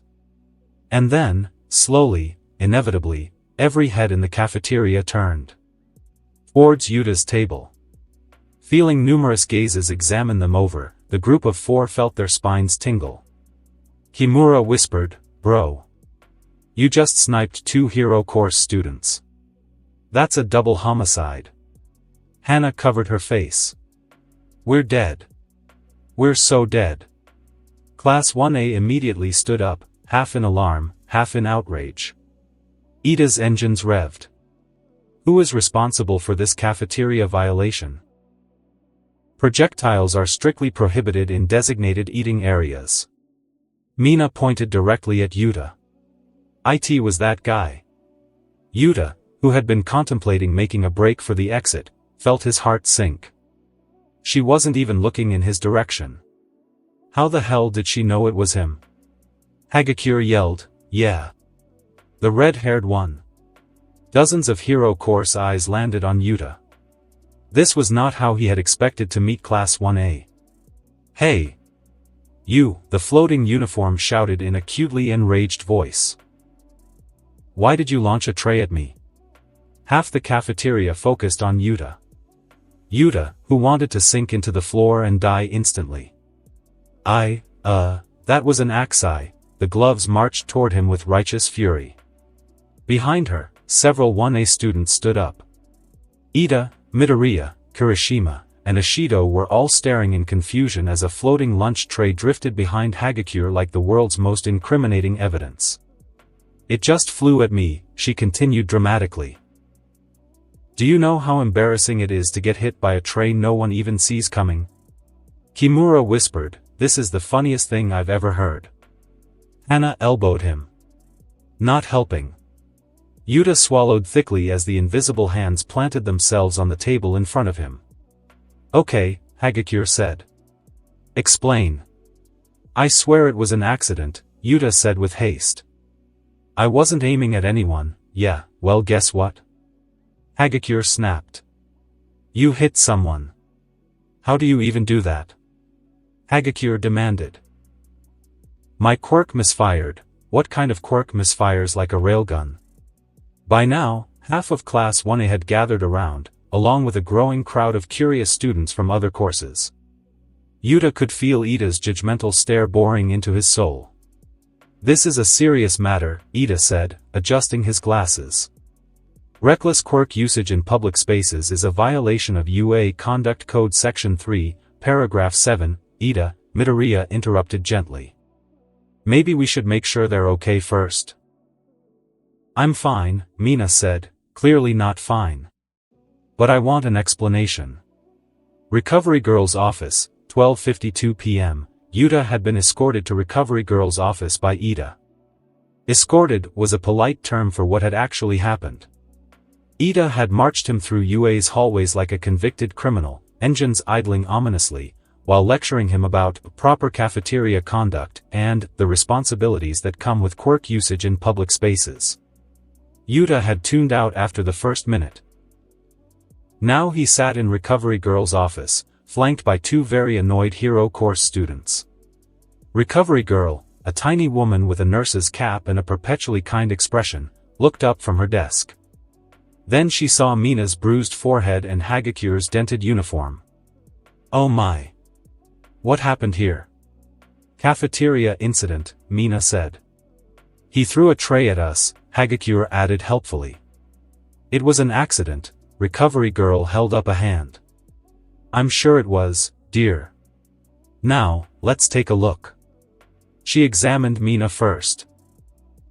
Mild concussion, nothing serious. A quick kiss from her quirk, and the swelling went down. Then she turned to Hagekure. "And you, dear? I got hit on my cheek. Can you lower your, oh, right." Recovery girl felt around gently until she found the bump. Another kiss, and Hagekure sighed in relief. "There we go. You're both fine." She looked at Yuta with a knowing smile. "And you must be the culprit." "Unintentionally." She studied him for a moment, eyes narrowing slightly. "You're looking well." "Very well, actually." "Have you been eating properly? Sleeping?" Yes." "Good, good." She waved him off. "Try not to throw any more trays, dear. Now shoo, all of you. I have other patients." In front of Recovery Girl's office, 1:05 p.m., the door clicked shut behind them. Yuta exhaled for what felt like the first time in 15 minutes. Mina rubbed the back of her head, now healed but still tender. Hagekure crossed her arms, the sleeves of her uniform puffing out in irritation.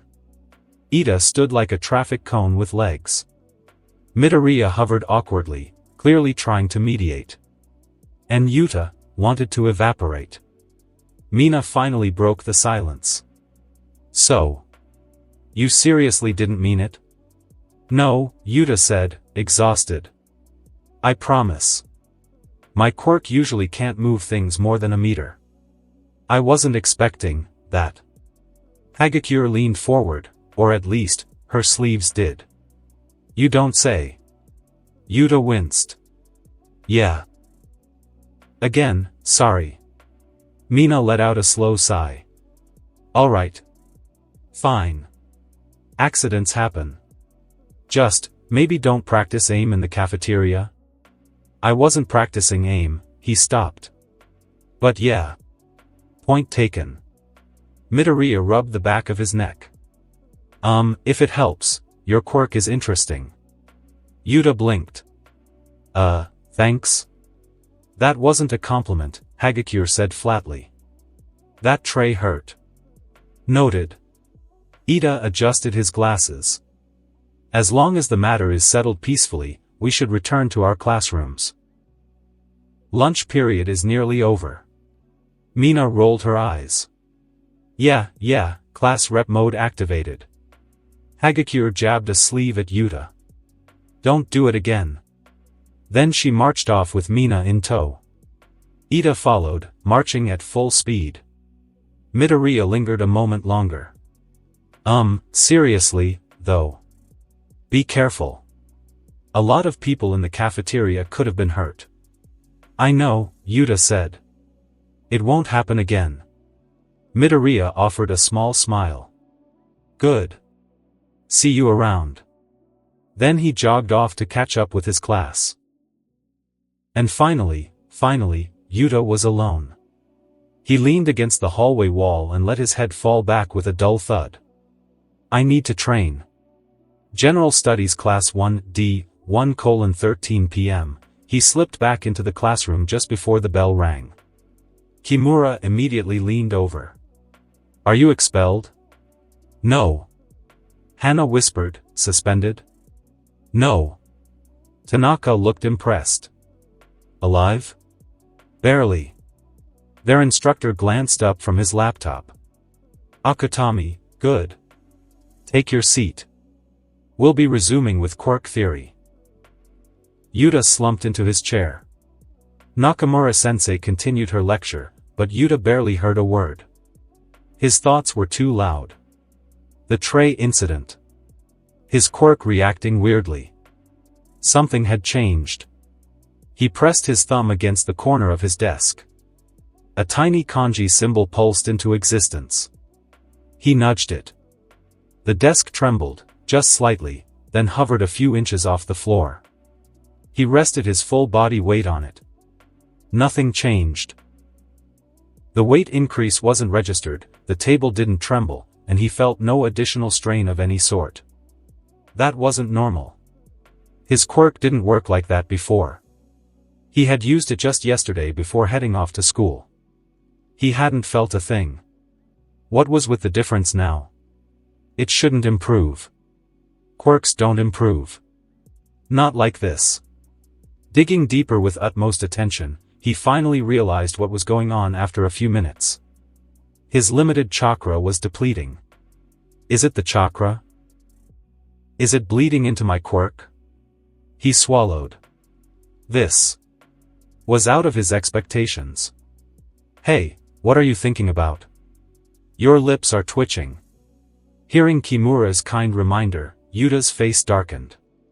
Taking a deep breath, he corrected his facial features and put on a look of utmost concentration. Meanwhile, his thoughts were spinning crazily. If chakra was amplifying his quirk.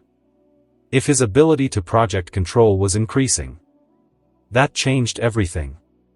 To think it would have such an effect. Is there something else I haven't noticed yet? It looks like the original plan to head to the library would have to be postponed. His original quirk had no place in his training plans. It was different now. This might actually be a good thing. If I can get this under control. If he played it right, this was a shortcut. A real one he could work with. UA Courtyard, after school, 3:30 p.m., classes ended. Students spilled out across campus. Yuta headed straight for the courtyard behind General Studies, the one nobody used because it was mostly just grass and a storage shed. No one's around. He glanced left and right. Perfect. Dropping his bag, he sat cross-legged, closed his eyes, and reached inward. Chakra. It responded to his call, warm and free-flowing.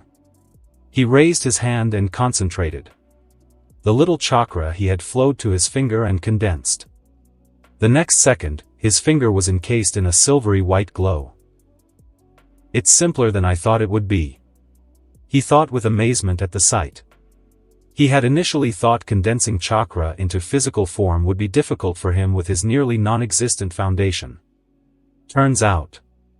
Perhaps it's because the amount is too little. He mused. Either that or I have good talent for chakra control. It is a combination of uchiha and uzumaki bloodlines after all. This was good. If he were as talented as Sakura, then the requirements for tree walking and water walking would decrease drastically. So the time needed to master it could be allocated elsewhere. Now then, for the moment of truth. He took a slow breath. Then he pressed his palm on his backpack containing several thick textbooks. A kanji symbol flickered. The bag lifted an inch. 2 inches. 5. A foot. 5 feet. 10. Yuta opened his eyes. Oh. Though his chakra was being consumed, he felt no physical strain yet. No flicker, unlike his Sharingan. Instead of rising higher, he willed it to move further away. And so it did. 1 meter, 2, 4, 6. No distance limit, yet. His control had improved drastically. Automatically. It really is the chakra. A slow, dangerous grin spread across his face. The world. No. His world had just changed. Yuta slowly lowered the backpack until it rested gently on the grass. His heart was beating fast, not from exertion, but from possibility. So it wasn't a fluke. My quirk is syncing with my chakra. He pressed his thumb to a pebble on the floor. Kanji. Lift. Effortless. He pushed it further, 5 meters, 10, 15. The pebble hovered as if weightless, completely stable, with no wobbling, no strain in his hand, and no trembling muscles. The drain was real. His chakra was bleeding steadily, but the control? Perfect. This wasn't how his quirk behaved. Not even close. Before, the further an object went, the harder it was to keep from dropping it. Now it felt like the opposite. Distance didn't matter, and neither did deteriorating control. The pebble hovered as if weightless, perfectly steady, with no wobbling and no drop-off in control. But the drain was different. Moving the backpack had tugged at his chakra in a noticeable, heavy way. Moving the pebble, barely anything. Okay. So the chakra cost isn't uniform. He frowned. It wasn't weightless. It wasn't free. He could feel the tug. Small, almost unnoticeable, but it was there. So it's proportional. Weight? Distance? Duration? All of the above? That made more sense. It also meant he wasn't suddenly some limitless telekinetic god. He curled his fingers. The pebble snapped toward him instantly, stopping a centimeter from his palm. He didn't even flinch. This is insane. His quirk wasn't meant for combat. It wasn't meant for strength. It wasn't meant for range. It was supposed to be a support-type ability that barely counted as telekinesis. But now, if I get some high-quality controllable objects, weapons and support gear, then my fighting ability would increase dramatically. This ability reminded him of several instances in the ninja world. The puppet manipulation of the hidden sand, just without the chakra threads. The 6 paths bodies of the Rinnegan and Shin Uchiha's Mangekyo Sharingan ability. Thinking of the last one, Yuta couldn't help but frown. His power was exactly like Shin's. The difference lay in that his was a chakra-powered quirk, while Shin's was an MS ability. Maybe this was why Shin's power was so despised by the fandom. It was literally the weakest pupil technique ability ever displayed in the entire franchise. It wasn't a bad power in itself. The problem lay in the fact that it was a bad power when compared to other MS abilities. The MS was supposed to be the ultimate hacks tool of the ninja world. Koto Amatsukami could reshape will. Tsukuyomi could manipulate time perception and inflict incredible mental damage. Amaterasu was a weaker Ryujin Jaka that couldn't be extinguished by water or other regular means and burned as hot as the sun's surface. Kamui was the ultimate spacetime ninjutsu. Not to mention Madara's limbo clones, Kagaya's dimensional spamming, Momoshiki's absorption and amplification, and Ishiki's shrinking. Rinnegan abilities, but still. The only thing that object manipulation could compete with was Sasuke's Kagutsuchi. Let's try something else. Wanting to test whether the chakra expenditure was truly the same, he placed his marking back on the school bag and attempted to lift it alongside the pebble. Yuta pressed his thumb to the backpack again, reactivating the mark. The pebble was still floating. Now he added the bag. Both lifted. But the difference was immediate. The pebble felt like holding a feather at arm's length, barely noticeable, almost negligible. The backpack felt like dragging a weight through water, present, constant, heavy. Not physically heavy. He wasn't straining his muscles. But the chakra drain tripled instantly. So it is proportional to weight. He held them both for 30 seconds, watching his chakra reserves tick downward. The pebble cost almost nothing. The backpack was bleeding him steadily. Good to know. Light objects equals sustainable. Heavy objects equals burst usage only. He released both. They dropped. Yuta sat back, breathing slowly, feeling his chakra reserves. Maybe 60% left?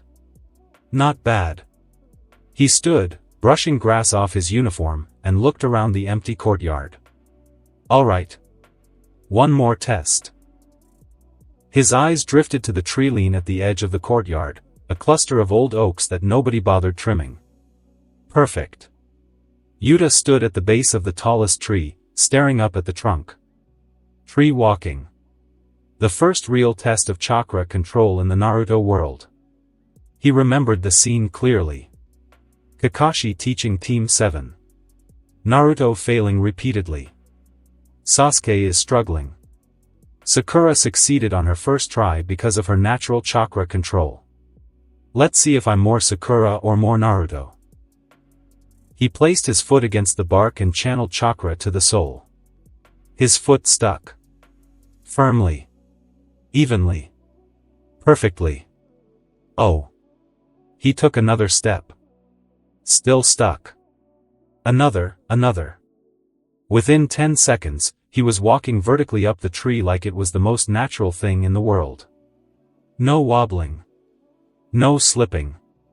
No blasting himself off from too much chakra or falling from too little. He reached a thick branch about 20 feet up and stopped, standing perpendicular to the ground. This is way too easy. He'd expected to struggle. To fail a few times. Instead, it felt as natural as walking on flat ground. Is it the bloodlines? Uzumaki vitality plus uchiha precision? Maybe. The Uzumaki were known for their massive chakra reserves and stamina. The uchiha had naturally refined chakra control for their fire jutsu and Sharingan. Or maybe it's because my reserves are still small, so controlling them is easier. That made some sense. Controlling a trickle of water was easier than controlling a flood. But that doesn't explain this level of precision. He crouched on the branch, then stood on one foot. Still perfect balance. Still no wasted chakra. It's my quirk, isn't it? Enhanced control. Perfect mastery over his own body. And now, apparently, perfect mastery over his own chakra. I'm basically using the minimum amount needed to achieve maximum effect. He channeled chakra to his hand and pressed it against the tree trunk, watching the flow. It was efficient. Not a single drop wasted. This is like the 6 eyes from Jujutsu Kaisen.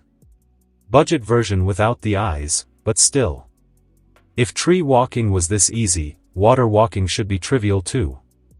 And if chakra control wasn't a limiting factor, then I can focus entirely on capacity building and technique development. Yuta grinned despite himself. One problem solved. He walked further up the tree, testing his limits. 30 feet. 40. 50. He reached the top branches, where the trunk narrowed and the leaves grew thick. And then, just because he could, he walked out onto a horizontal branch and stood upside down, feet planted on the underside. The world flipped. Blood didn't rush to his head. His chakra kept him anchored perfectly. This is insane. I love it. He dropped into a crouch, still upside down, and channeled chakra through his legs. Then he jumped. Not down. Across. His body launched from the branch, sailing through the air in a perfect arc, and landed on another tree 15 meters away. His feet stuck instantly. No stumble. No hesitation. Chakra-enhanced movement. That's definitely useful. He could feel his reserves draining faster now, maybe down to 40%, but the mobility was incredible. He imagined fighting on uneven terrain. Walls. Ceilings. Rooftops. I'd have a massive advantage. He walked down the tree, still testing, still marveling at how easy this was, and landed softly on the grass. His chakra was lower now. Maybe 35%. Time to call it. But as he turned to head back, movement caught his eye. Past the tree line, beyond the courtyard, there was a large open field. And someone was running across it. Fast.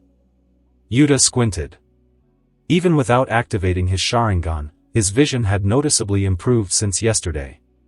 Sharper. Clearer. The figure was wearing UA's gym uniform, white and blue, and had distinctive leg engines. Ida.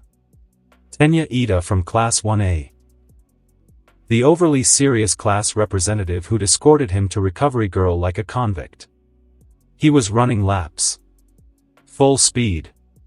Engines roaring. Yuta watched for a moment, then heard another sound. Boom. An explosion echoed from the opposite direction. Yeah. A loud roar fell into his ears. Yuta turned. If he had to bet, that would be Katsuki Bakugo, the main protagonist. Ahem. Supporting character. Or was it the second deuteragonist? or second protagonist. In his view, the MHA universe was divided between Deku, Bakugo, and Todoroki Shoto in the 4 seasons he watched.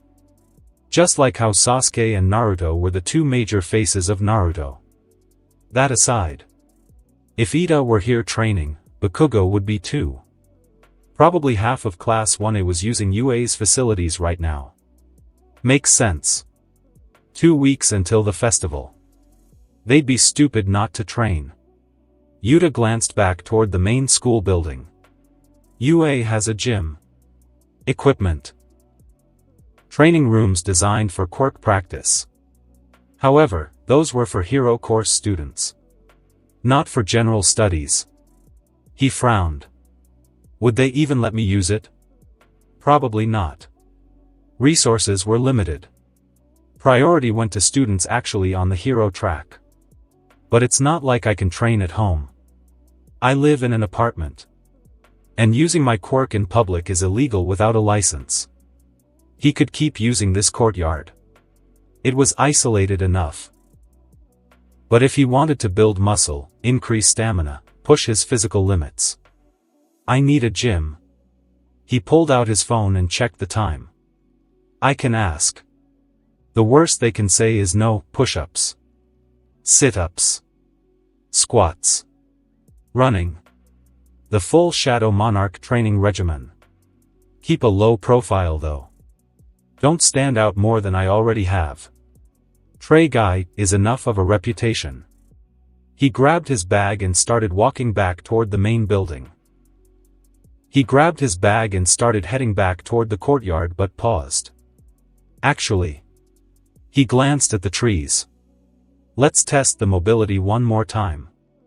He pushed chakra into his legs, jumped, and shot upward into the branches like a squirrel on jet fuel. He landed, crouched, and immediately launched again, tree to tree, branch to branch, moving through the canopy like it was a highway. Man, this is addictive. The world blurred past him. Wind in his face. Perfect balance. Zero hesitation. I could get used to this. One more leap, higher this time. He soared above the tree line just as, ground level, same time, Mina Ashido, Momo Yaoyorozu, and Toru Hagakure walked down the path toward the training grounds. And then he just launched the tray, Mina said, waving her arms.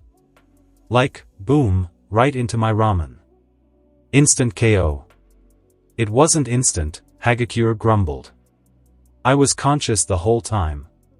Today is actually cursed. Momo smiled politely. Well, at least Recovery Girl healed us up. That's not the point.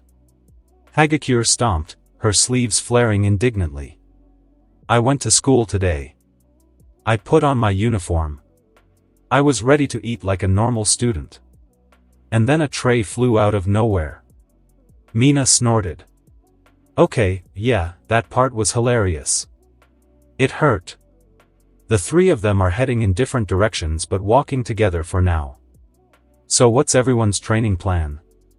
Momo asked, stretching her arms overhead. I'm hitting the gym, Hagakure said immediately. Gonna do reps until I can't feel my arms. Which muscles? All of them. Mina blinked. You're invisible. Why do you need to build muscle? Because I'm invisible, not intangible. I still have a body. Fair point. Momo adjusted her ponytail. I'll be in the workshop. I need to practice creating complex items under time pressure. Ugh, that sounds boring, Mina said. I'm joining Uraraka and Aoima at ground beta for quirk drills. Way more fun. Fun doesn't win festivals, Momo replied primly. Neither does being a killjoy, but here you are. Hagakure giggled, a sound that seemed to come from nowhere. You two are like an old married couple. Above them Yuta reached the peak of his jump, and froze. A bird, an angry-looking crow, came barreling directly into his flight path. What? Instinct took over. He twisted midair, flipped backward, planted chakra along his spine and shoulders. and stuck to the underside of a branch like a gecko doing acrobatics. The bird whooshed past him with a disgruntled caw. Yuta exhaled. Close call, whip. A sudden shift of weight. His eyes widened. Wait. One of his textbooks slipped out of his backpack. He reached, missed. The book plummeted downward in slow motion. No. Below Mina was mid-sentence. Anyway, if I can get my acid viscosity, thunk. Something hit Hagakure on the head. Ow. Again? She clutched her invisible head. What is it with today? Momo gasped. Toru. Mina rubbed her scalp reflexively, glaring upward. Who even drops a book from the roof? Momo picked up the book. General Studies edition. Mathematics. Hagakure threw her sleeves up. Why does this school hate my face? Don't be overdramatic. It hit me, not you. Above them Yuta clung upside down to the branch, staring in absolute horror at the scene below. He could tell exactly what happened. He felt the weight leave his bag. He saw the aftermath and worst of all, he saw Mina bend down, pick up his book, and open it. His name was inside. Full name. Class number. Student ID sticker. He went pale. Nope. Nope. Nope. I'm out. He stood right side up and prepared to bolt when. Crack. The branch made cracking noises from his weight. Huh. The girls looked up. Time seemed to slow down. Oh no. Seeing he was about to be discovered, Yuta panicked. Instinctively, he pushed chakra into every muscle without a second thought and with no idea what he was doing. Following which his body blurred before disappearing without a trace. Huh. That's odd. What's up, Yamamoto? Nothing. I thought I heard something. Meanwhile, Yuta, who had just performed the body flicker technique without thinking, couldn't give a crap as he shot away through the trees like a ninja escaping a war crime scene. He didn't look back. Couldn't look back. Wouldn't survive looking back. UA campus, behind the trees, 4:01 p.m., Yuta reappeared 20 meters away, behind a different tree. He slammed into the ground, rolled twice, and ended up sprawled on his back staring at the sky. For a solid 3 seconds, he lay frozen. Then, I am so unbelievably dead. Also, ow. Every nerve in his body buzzed like he'd just plugged himself into a power outlet. His entire body felt hollow, like someone had scooped out his insides with a ladle. That's body flicker? It sucks. Never doing that again anytime soon. Not unless I want to die on purpose. The body flicker jutsu, if he remembered right, was a D-rank technique. It worked by vitalizing every part of the user's body with chakra to enable high-speed movement. To an observer, it would seem like outright teleportation. To think I would master it like this. However, there were costs after all, as the chakra expenditure required wasn't small. That wasn't even mentioning his current aching pain. He groaned, rolled to his side, and sat up. Yep. His chakra was gone. Well, I should have guessed as much. Zero. Nada. Empty. He was a regular human now. A wry smile appeared on his face. Looks like increasing my chakra capacity is priority number 1. He had wiped out all his chakra despite having near perfect, if not perfect, control. The expenditure would definitely have been enough to kill him if that hadn't been the case. He would have literally died from social embarrassment. He rubbed his face. I dropped a book on a girl's head. Then buried it in both hands. Why is today violent? What curse is this? After a long moment, he forced himself to stand. Grabbed the straps of his backpack and trudged out of the trees, heading toward the main gate. Along the way, some support course kids wheeled a cart of half-finished gadgets, and a few parents were waiting by the campus gates to pick up their kids. Nobody paid him any attention. Small blessings. His bag bounced lightly on his shoulder. Ah, right. The missing textbook. Great. Another problem. Another yen expense. He groaned. He would have to buy a replacement or borrow one before class. Maybe the girls didn't notice the name. A beat of silence. Yeah, no, who am I kidding? They definitely noticed. He could practically imagine their conversation. He sighed heavily, dragging himself out onto the sidewalk outside chakra. Exhaustion sucked. Back to the girls. Mina still held the textbook like it was evidence in a murder case. I'm telling you, the universe is pranking me. First a tray, now a book.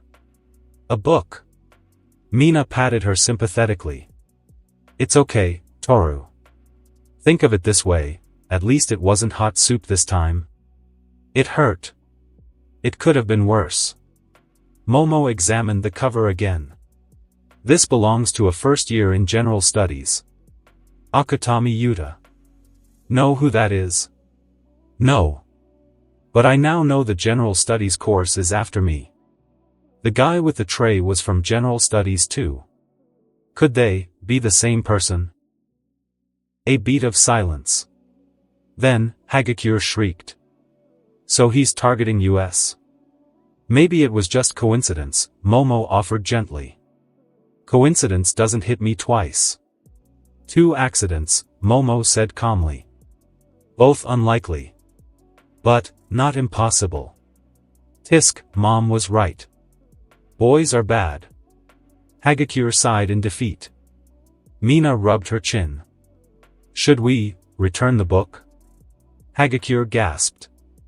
No. What if he's lurking? Waiting. Watching. Momo blinked. Toru, dear. He's a general studies boy, not a supervillain. Hagakure puffed her sleeves. I'm not going.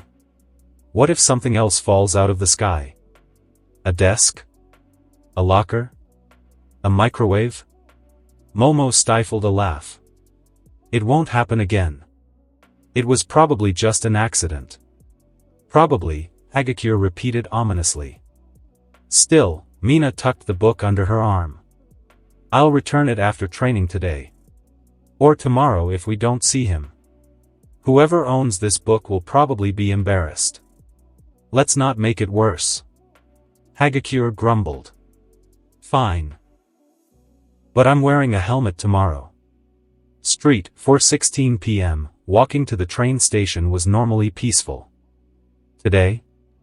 Every 10 steps, exhaustion settled deeper into his bones. So this is what being Kakashi must feel like. He lifted his arm. It shook. Chakra depletion was literally tied to physical stamina. Which made sense. Naruto explained it clearly. Physical energy plus spiritual energy chakra. And if one bottomed out, the other suffered. So his chakra was a double-edged sword. He wouldn't die immediately if he worked himself to exhaustion. But he would certainly die if he drained every last ounce of chakra in his body. I need to be more careful. I am a minor uneducated in the usage of chakra. If I don't get used to this, I'm gonna kill myself with it. A shiver crawled down his spine. He needed more chakra. A lot more. Yuta dragged his feet along the sidewalk, breathing like someone who had just finished running a marathon in a sauna. Mustafa's street slowly thinned out behind him as he moved toward the station.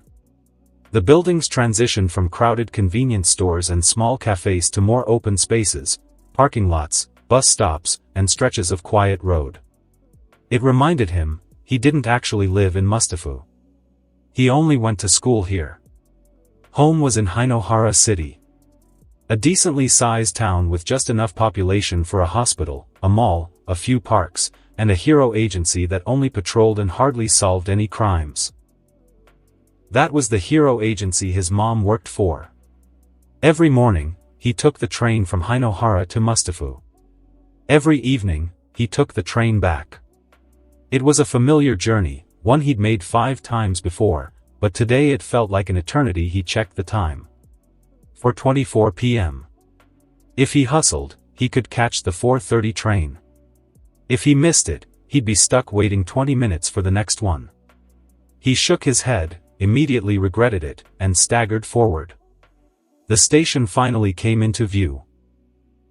3 escalators, 2 vending machines, and a large glowing sign displaying the incoming departures. He exhaled in relief. Mustafu Station, 4:27 p.m., Yuta shuffled through the entrance gates, tapped his IC card, and watched the balance pop up. 1,384 yen remaining. He joined the crowd heading toward Platform 3. The station speakers announced something about arrival delays and safety reminders, but his brain filtered it out completely. He had never wanted to sit down more than he did right now. Reaching the stairs down to the platform, the digital display changed just as he reached the bottom. 4:30, Hinohara line, arriving now. Perfect timing. The platform was crowded, as usual, office workers, students, parents, and the occasional pro-hero in casual clothes. Yuta saw none of them. His vision was washing out at the edges like someone smeared Vaseline on his retinas. Okay, train home, shower, food, coma, in that order. The train slid into the station. Doors opened. A fresh wave of commuters poured out, another pushed in. Yuta followed quietly, slipping into a window seat near the back. He let out a slow breath. Finally. Getting on the train, he found an empty seat and collapsed into it, his backpack slipping off his shoulder. As the train pulled out of the station, Yuta let his eyes droop. The rhythmic motion of the train was soothing, and he felt his exhaustion catch up with him. He'd been up since dawn, training and researching, and the adrenaline had finally worn off. The cityscape outside the window blurred as the train picked up speed. Yuta's head lolled to the side, his grip on consciousness slipping. He tried to fight it, but it was no use. His eyes closed, and soon, he was out cold. The train continued on, carrying Yuta further and further away from Mustafu. He slept through the stops at Mitaka, Musashisaki, and Kokubunji. The train was approaching Hinohara when the conductor called out, "Next stop, Hinohara." Hinohara. Outside the window, city scenery flickered by stores, overhead bridges, and road signs. Stops came and went. His stop came. His stop went. He did not. Somewhere, 6:11 p.m., stop, Satsujigaka. Satsujigaka. Doors opening on the left. Yuta's eyes cracked open. The train was moving again. He blinked, groggy, trying to orient himself. Wait. Satsujigaka? His stop was Hinohara. He sat up, rubbing his face. How long was I out? He pulled out his phone. 6:11 p.m. Shit. He'd been asleep for over an hour and a half. The train announcer's voice crackled again. Approaching Machida. Machida Station. Machida? That was 3 stops past Hinohara. Yuta shot to his feet, grabbed his bag, and stumbled toward the doors. The train slowed. Stopped. Doors opened. He stepped out onto the platform, disoriented, exhausted, and completely lost. Where the hell am I? Machida Station, 6:11 p.m., the platform hummed. Fluorescent lights.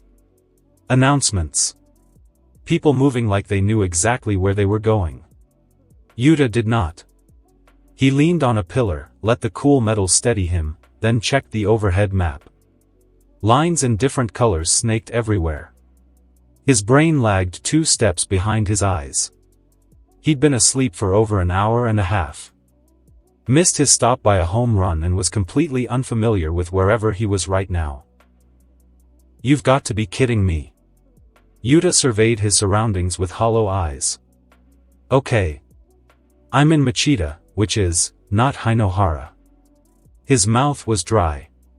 His legs felt like old batteries, holding a charge until you asked them to do anything. He took the nearest exit to get air and nearly walked into a street vendor shouting about skewers. The evening had cooled. Neon signs blinked on, one by one. Salarymen, couples, and probably a hero sidekick in a hoodie trying unsuccessfully to look like a civilian. Yep, this was certainly not Hinohara. Great. Just great. He collapsed onto the bench and checked his phone. Battery, 47% wallet, 1,384 yen dignity, long gone. At least my chakra's coming back. He looked at the only bright spot in this scenario. Nearly 2 hours of napping had regenerated most of his chakra reserves. Somewhere between 60 and 80%. He could feel it. Best of all, it's bigger. Upon careful inspection, he realized that his current chakra supply far surpassed what he previously had. It had more than doubled. His chakra pathways felt wider. Less restricted. Like someone had cleared out debris from a clogged pipe. TCH. To think nearly killing myself actually helped, that was how it worked in Naruto, wasn't it? Push yourself to the limit, recover, and come back stronger. Typical shounen logic. Train until you almost die, and repeat until overpowered. He would test that out later. For now, find another train. Go back. See, Mom. Go home. Easy. Hence, he stood on the platform, staring at the departures board like it had personally betrayed him. Next train to Hinohara, 6:52 p.m. 40 minutes. Damn it. Visiting hours ended by 8 o'clock. He doubted he would make it. And even if he did, it would be way too late and draw way too many questions. This is a nightmare. Mom's gonna kill me if she finds out this happened. He groaned and dragged himself toward a bench. Alright, no need to panic. This is something you can resolve carefully. Just give her a call and tell her you won't be able to make it. She's gonna ask me why. Okay, still no problem. I'll tell her I'm preparing for the sports festival. But she knows I wasn't going to participate before. His chances weren't great before the system, so when she asked, he had shown disinterest in participating more than once. Before awakening his memories, Yuta had been a pragmatist who knew his limits. It wasn't like him to just change his mind without a good reason, and she would definitely ask why. Tell her about my quirk getting stronger? Will probably bring a whole lot of questions I am currently not prepared to answer. So, terrible idea then. There was no helping it. Aiko Akutami wasn't a strict mother, nor was she a control freak, but she was overly perceptive. The type of person who always picked on simple oddities and wanted to get to the bottom of any discussion once she sensed something was wrong. It was most likely the direct effect of her quirk. Did he tell her he stayed after school? She'd ask why. If he said he felt unwell? She would demand specifics. If he blamed homework? She'd know he was bluffing instantly. Why can't you just say you stayed in the library or something similar, you ask? Because she would know he was lying. And so, 5 minutes passed as Yuta sat on the bench, trying to figure out what lie sounded least suicidal. Okay. Just say you slept off. Couldn't get a good sleep last night. Easy. Simple. Honest-ish. He inhaled, thumb hovering over the call button when BRZZ. His phone started ringing. He nearly jumped out of his skin. MOM lit up the screen in bright blue. Oh no, he whispered. Classic case of speak of the devil and he will appear. The situation just worsened when Mom called by herself. It meant she was curious enough to want to know. Speak of the devil, he muttered, then winced. No, wait, she's not a devil, she's just terrifying. He swallowed hard and picked up. Hey, Mom. Yuta, his mother's voice answered, warm but direct. You're late. You should have been here an hour ago. Did something happen? The tone alone almost made him hang up. Yeah, about that.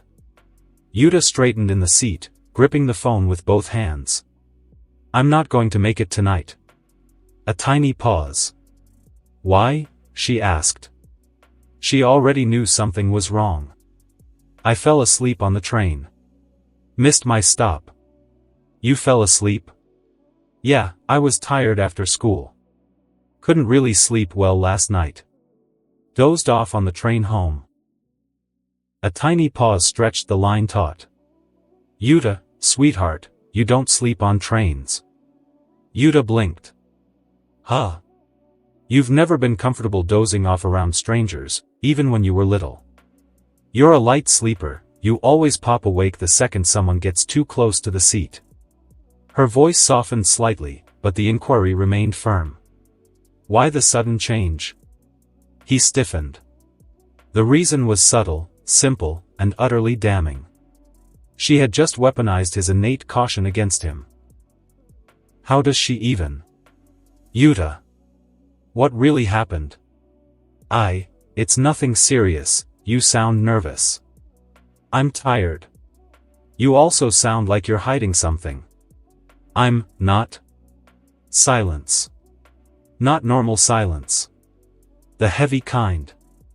The I know you're full of crap but I'll let you talk yourself into a hole kind. Yuta, she said softly, are you in trouble? His soul left his body. And no. Did someone bother you? No. Are you hurt? No. Another pause. Are you lying to me? His pulse spiked so hard it echoed in his ears. Why would you think that? Because you're using your quirk to control your voice. And because I'm also using mine. You do that to make your voice sound flat so it won't sound nervous or give away any signs. It's good enough to fool most people, but you forget I gave birth to you. Her voice had entered the investigation mode.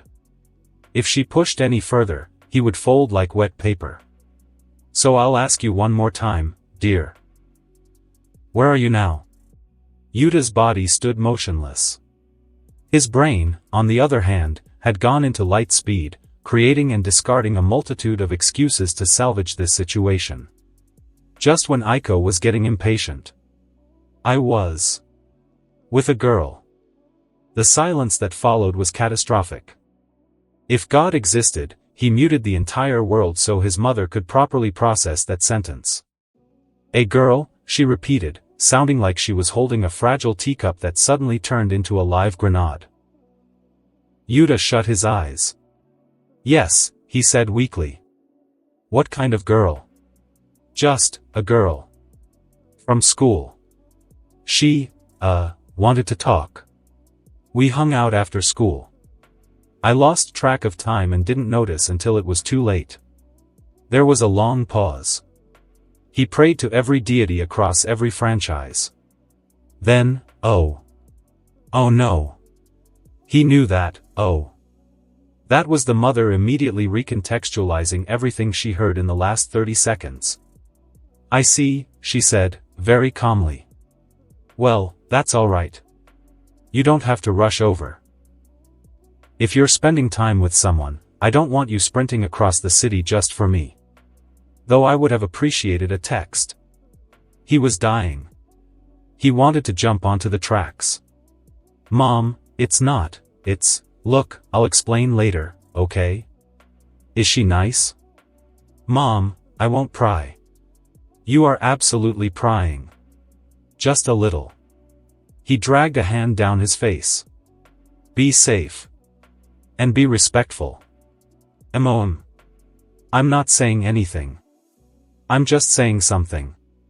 He groaned into his palm. A chuckle came from the other end of the phone.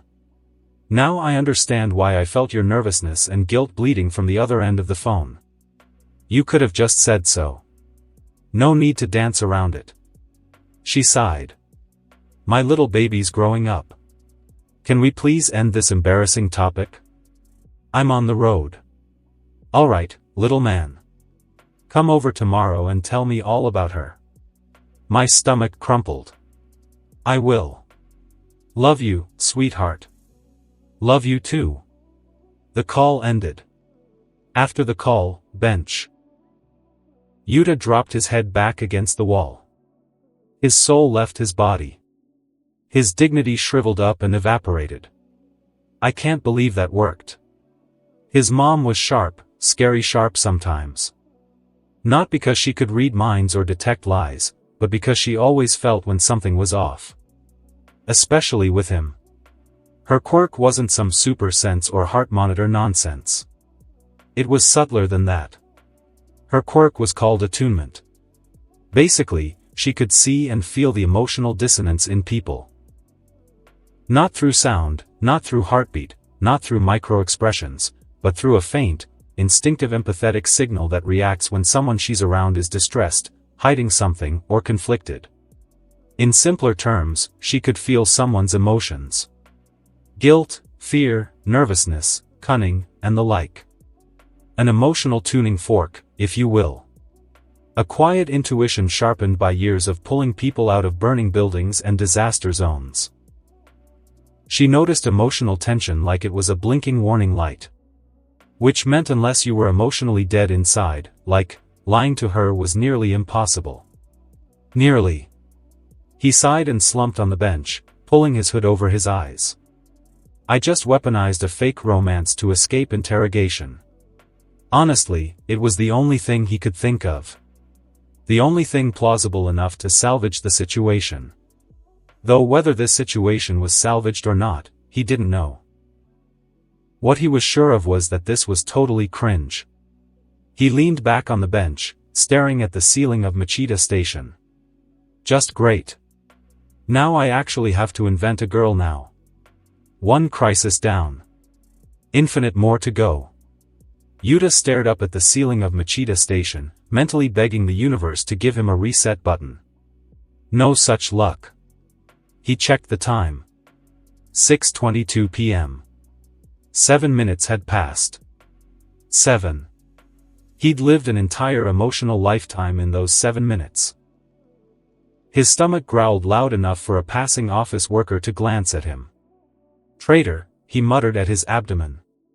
The reality settled in, he wasn't seeing his mom tonight. He had 40 minutes to kill. And he was starving. Fine. Food first, existential dread later. He opened his phone and typed, cheap food near me.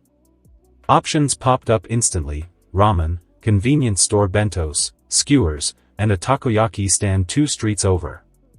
His eyes locked onto the takoyaki. Sold. He stood, slung his bag over one shoulder, and started weaving through the evening crowd. The lights were brighter now, the streets fuller.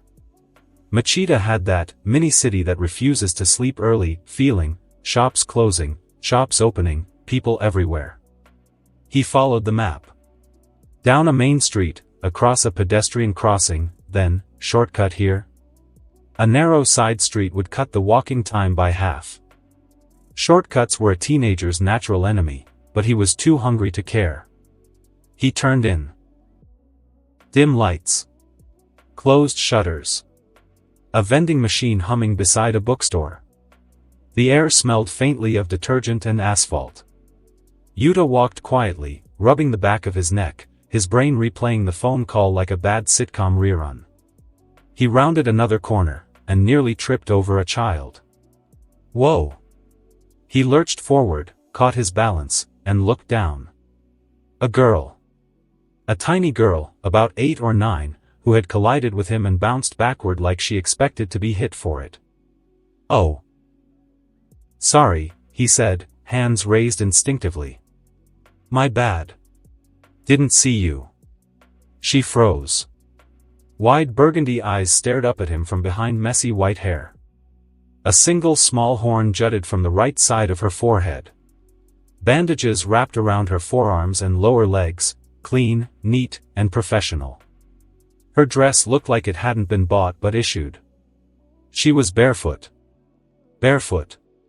In an alley. In the evening. Yuta blinked, recalibrating. Small kid. dirty clothes, bandages, bare feet. Possibility number 1. Runaway. Possibility number 2, pickpocket. Possibility number 3, bait for a mugging. Possibility number 4, some weird Machida situation he had zero interest in being a part of. He stepped back half a pace, not rude, just cautious. You, lost? He asked quietly. She flinched. Not a dramatic flinch. A practiced one. Like she expected every interaction to hurt. Yuta frowned. Why does she look familiar? White hair. Red eyes. Horn pits. The frown deepened as the nagging feeling spread. Do I know you? He muttered under his breath. Or is this one of those coincidences? Déjà vu perhaps. He couldn't quite remember where he had seen this face. Could it be? She didn't answer. She just clutched her dress and stared at the ground like she was waiting for permission to breathe. This was uncomfortable. He wasn't a hero. He wasn't trained to deal with crying kids or hurt kids or whatever this was. He was exhausted, starving, and lost in a city that wasn't his. He cleared his throat. Look, you should get home. It's late. Your parents are probably, a sound echoed from the far end of the alley. Damn it. Yuta's face changed. I knew it. This must be a villain robbery or something. He turned around and mobilized his chakra, ready to fight off a group of hoodlum criminals. What he actually saw was not what he expected. A tall man stepped from the shadowed end of the alley. Coat jacket. Purple feather-lined collar. White gloves. And a bird-like plague mask covering his face. Following behind him was a taller, large, muscular man dressed in a black tank top with a standby symbol and a similar plague mask. What the hell? His brain could barely process what was going on before the first man spoke. Oh. It seems we don't have to look anymore. His eyes shifted to Yuta, showing no signs of emotion. Not hostile. Not friendly. You're in the way, he said evenly. Move. Yuta tried to answer, but his mouth had gone dry. The man shifted his attention past Yuta, toward the small girl behind him. Eri. The name came out like an order. Let's go home. The girl's entire body locked up. Her breath hitched, barely audible. Her fingers clutched her dress so tightly the fabric trembled. Fear could be seen marring her features. No, not fear, terror. Yuta blinked once. Twice. Eri? His stomach dropped. No. No, no way. No way in hell. His brain started connecting dots he really didn't want connected. White hair. Red eyes. One horn. Bandages. Bare feet. Eri. Eri. His pulse spiked. If that was Eri, then the man in front of him. Tall. Black shirt. White gloves. Purple feathered collar. Plague doctor mask. A second man behind him, huge, masked, and silent. Recognition slammed into him like a train. No. No, no, no, overhaul. Overhaul. Crap. Yuta blinked once. Twice. Eri? His stomach dropped. No. No, no way. No way in hell. His brain started connecting dots he really didn't want connected. White hair. Red eyes. One horn. Bandages. Bare feet. Eri. Eri. His pulse spiked. If that was Eri, then the man in front of him. Tall. Black shirt. White gloves. Purple feathered collar. Plague doctor mask. A second man behind him, huge, masked, and silent. Recognition slammed into him like a train. No. No, no, no, overhaul. Yuta's breath stalled mid-inhale. He wasn't much of an MHA fan and had stopped at the early stages of Season 4. If he remembered right, this girl behind him, Eri, had appeared in Episode 4. Running away in the streets of the city before bumping into Deku during his work studies. And this guy before him was her tormentor. Overhaul. Leader of the Shai Hasaikai. But how could it be here? This shouldn't be the... His thoughts stalled. Come to think of it, the city in question where the overhaul arc took place was never named. Even if it was, he doubts he would even remember it, nor would it have been the first thing to come to mind. To think. Of all the stops I could have woken up at. Not one stop earlier or one stop later. He gritted his teeth. It just had to be here. He had wandered into that moment. Months before it was supposed to happen. Without heroes, backup, or preparation of any kind. Great. Just great. Overhaul responded indifferently. That's my daughter. It's unfortunate she had to be a disturbance. Now do yourself a favor and move. Yuta blinked. I see. Right. It's no problem. He moved out of the way with quick steps. In that case, I'll just be. He stiffened mid-speech. Two small, trembling hands clamped around Yuta's leg. He froze. Slowly, carefully, he looked down. Eri stared up at him, eyes wide, terrified, and glassy with the kind of fear that didn't belong on a child's face. Her fingers dug into his pants like she was holding on to the last solid object in the world. The sight hit him like a punch to the chest. Hey, he whispered, barely breathing. It's okay, I didn't, her lips moved. Help. It wasn't loud. Coming out as barely a whisper. And it shattered him. Before he could react, Overhaul spoke again, calm, flat, yet clearly irritated. Eri. She jolted like she'd been shocked. What could you possibly need help with from a stranger? He asked, tone deceptively light, almost bored. Eri didn't answer. She just pressed closer to Yuta's leg, gripping tighter, shaking harder. Yuta's mind blanked. Don't do anything crazy. Don't be rash. The thought had barely formed when he did the stupidest thing he could have done. He bent down, slipped a hand under her arms, and lifted her gently against him. A small weight, barely anything, but it felt like holding a live grenade. He turned stiffly toward Overhaul, using his quirk to keep his voice level. Your daughter seems really scared. Overhaul's gold eyes narrowed behind the mask. It's not good to pry into things that are none of your business, kid. Behind him, the larger man, Rappa, unmistakably, shifted his stance. No threat display. Just presence. Enough to remind Yuta he was surrounded. This was suicide. Yuta swallowed, throat dry. Just when he contemplated his next move. Eri trembled in his arms. Her breath hitched. Her fingers dug into his shirt with desperate, silent force. Yuta's words hung in his throat. To think.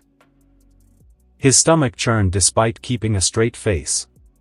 Not due to his current deadly situation, but rather. I can feel her terror. He had seen children in his neighborhood. With dreams, aspirations, and energy. They laughed, played, cried after being bullied, and smiled while doing the bullying. Hell, he had been one of them. Yet now, the raw terror this girl's body movements radiated. From a child her age. Just what has this girl been through to react like this? It unsettled him deeply. Seconds trickled past. And the more he waited, the faster his heart ran. And in those swarming thoughts, all thinking of the best approach to this matter, a brash, impulsive one that carried little concern for self-preservation bulldozed its way to the top. Give her back? Like this? To him who'll do who knows what? Why? His eyes nearly widened at the absurdity. He didn't want to give her back. He really, really didn't. But what choice do I have? His heart hammered. He forced himself to breathe. Think. Think. Think. He had two options: fight Overhaul, impossible. There was no doubt about it. Yuta wasn't dumb enough to believe he stood a solid chance at winning. He would die. One touch was all it would take. That left option 2. Escape. Compared to the first, that was doable. He didn't need to take on Overhaul. He just needed to find someone who could force him to retreat without sheer force. The police? The heroes? Someone, anyone else could help her. He couldn't fight a boss-level villain with bare hands. Escape. Just escape with her. Yuta's stance shifted slightly. I just need to get to the other end of the alley. If I can execute the body flicker again. His eyes drifted. It should work if I do it before they can react. Run. Body flicker. Grab her and go.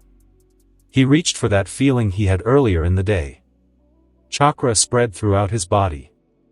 His mind raced, calculating angles, distance, and steps. Left foot shift, lower his center of gravity, tighten his grip around Eri, flex the muscle needed to launch. He hadn't moved yet. Not consciously. But his muscles had. Tiny changes in posture. Micro adjustments toward retreat. Signals someone like Overhaul, who specialized in biological modification, could read instantly. Ah. Overhaul tilted his head.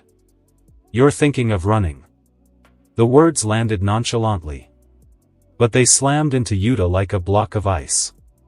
His spine went rigid. Cold stabbed down his neck. Every cell in his body screamed move now. The world blurred. Yuta didn't even consciously decide. His body flickered sideways, arms wrapped around Eri, as Overhaul's gloved fingers sliced through the empty air where his torso had been. The wall behind him exploded from the missed touch, stone vaporizing into dust. I should have expected a student of UA to similarly be infected with their disease of heroism. Overhaul murmured to no one. Damn it. I'm such an idiot. Reappearing, Yuta's face turned grim. If I had. His gaze briefly lingered on the wall before he turned his gaze and disappeared once again. Don't think, just get out of here, he thought, flickering towards the exit. There was no turning back now. All I have to do is. A palm slammed the ground. The ground under Yuta's feet instantly collapsed. What the? Numerous spikes emerged without warning. Instantly, the alley turned to chaos. Debris rained down in brittle clatters. Dust filled the alley, thick enough to taste. A deep rumble faded. TCH. Rappa straightened his back, unfazed by the exploding floor. Oi, Chisaki, he grunted, flicking a chunk of rubble off his shoulder. That's gonna bring heroes running. Overhaul didn't even look at him. I'm aware, he muttered, voice low with irritation.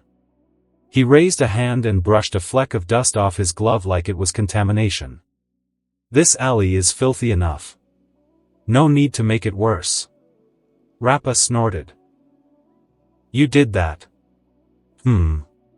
Overhaul's tone remained flat. I'll repair it before anyone arrives. He took a step forward. Now then. That's done. Time to get, he paused. The smoke thinned.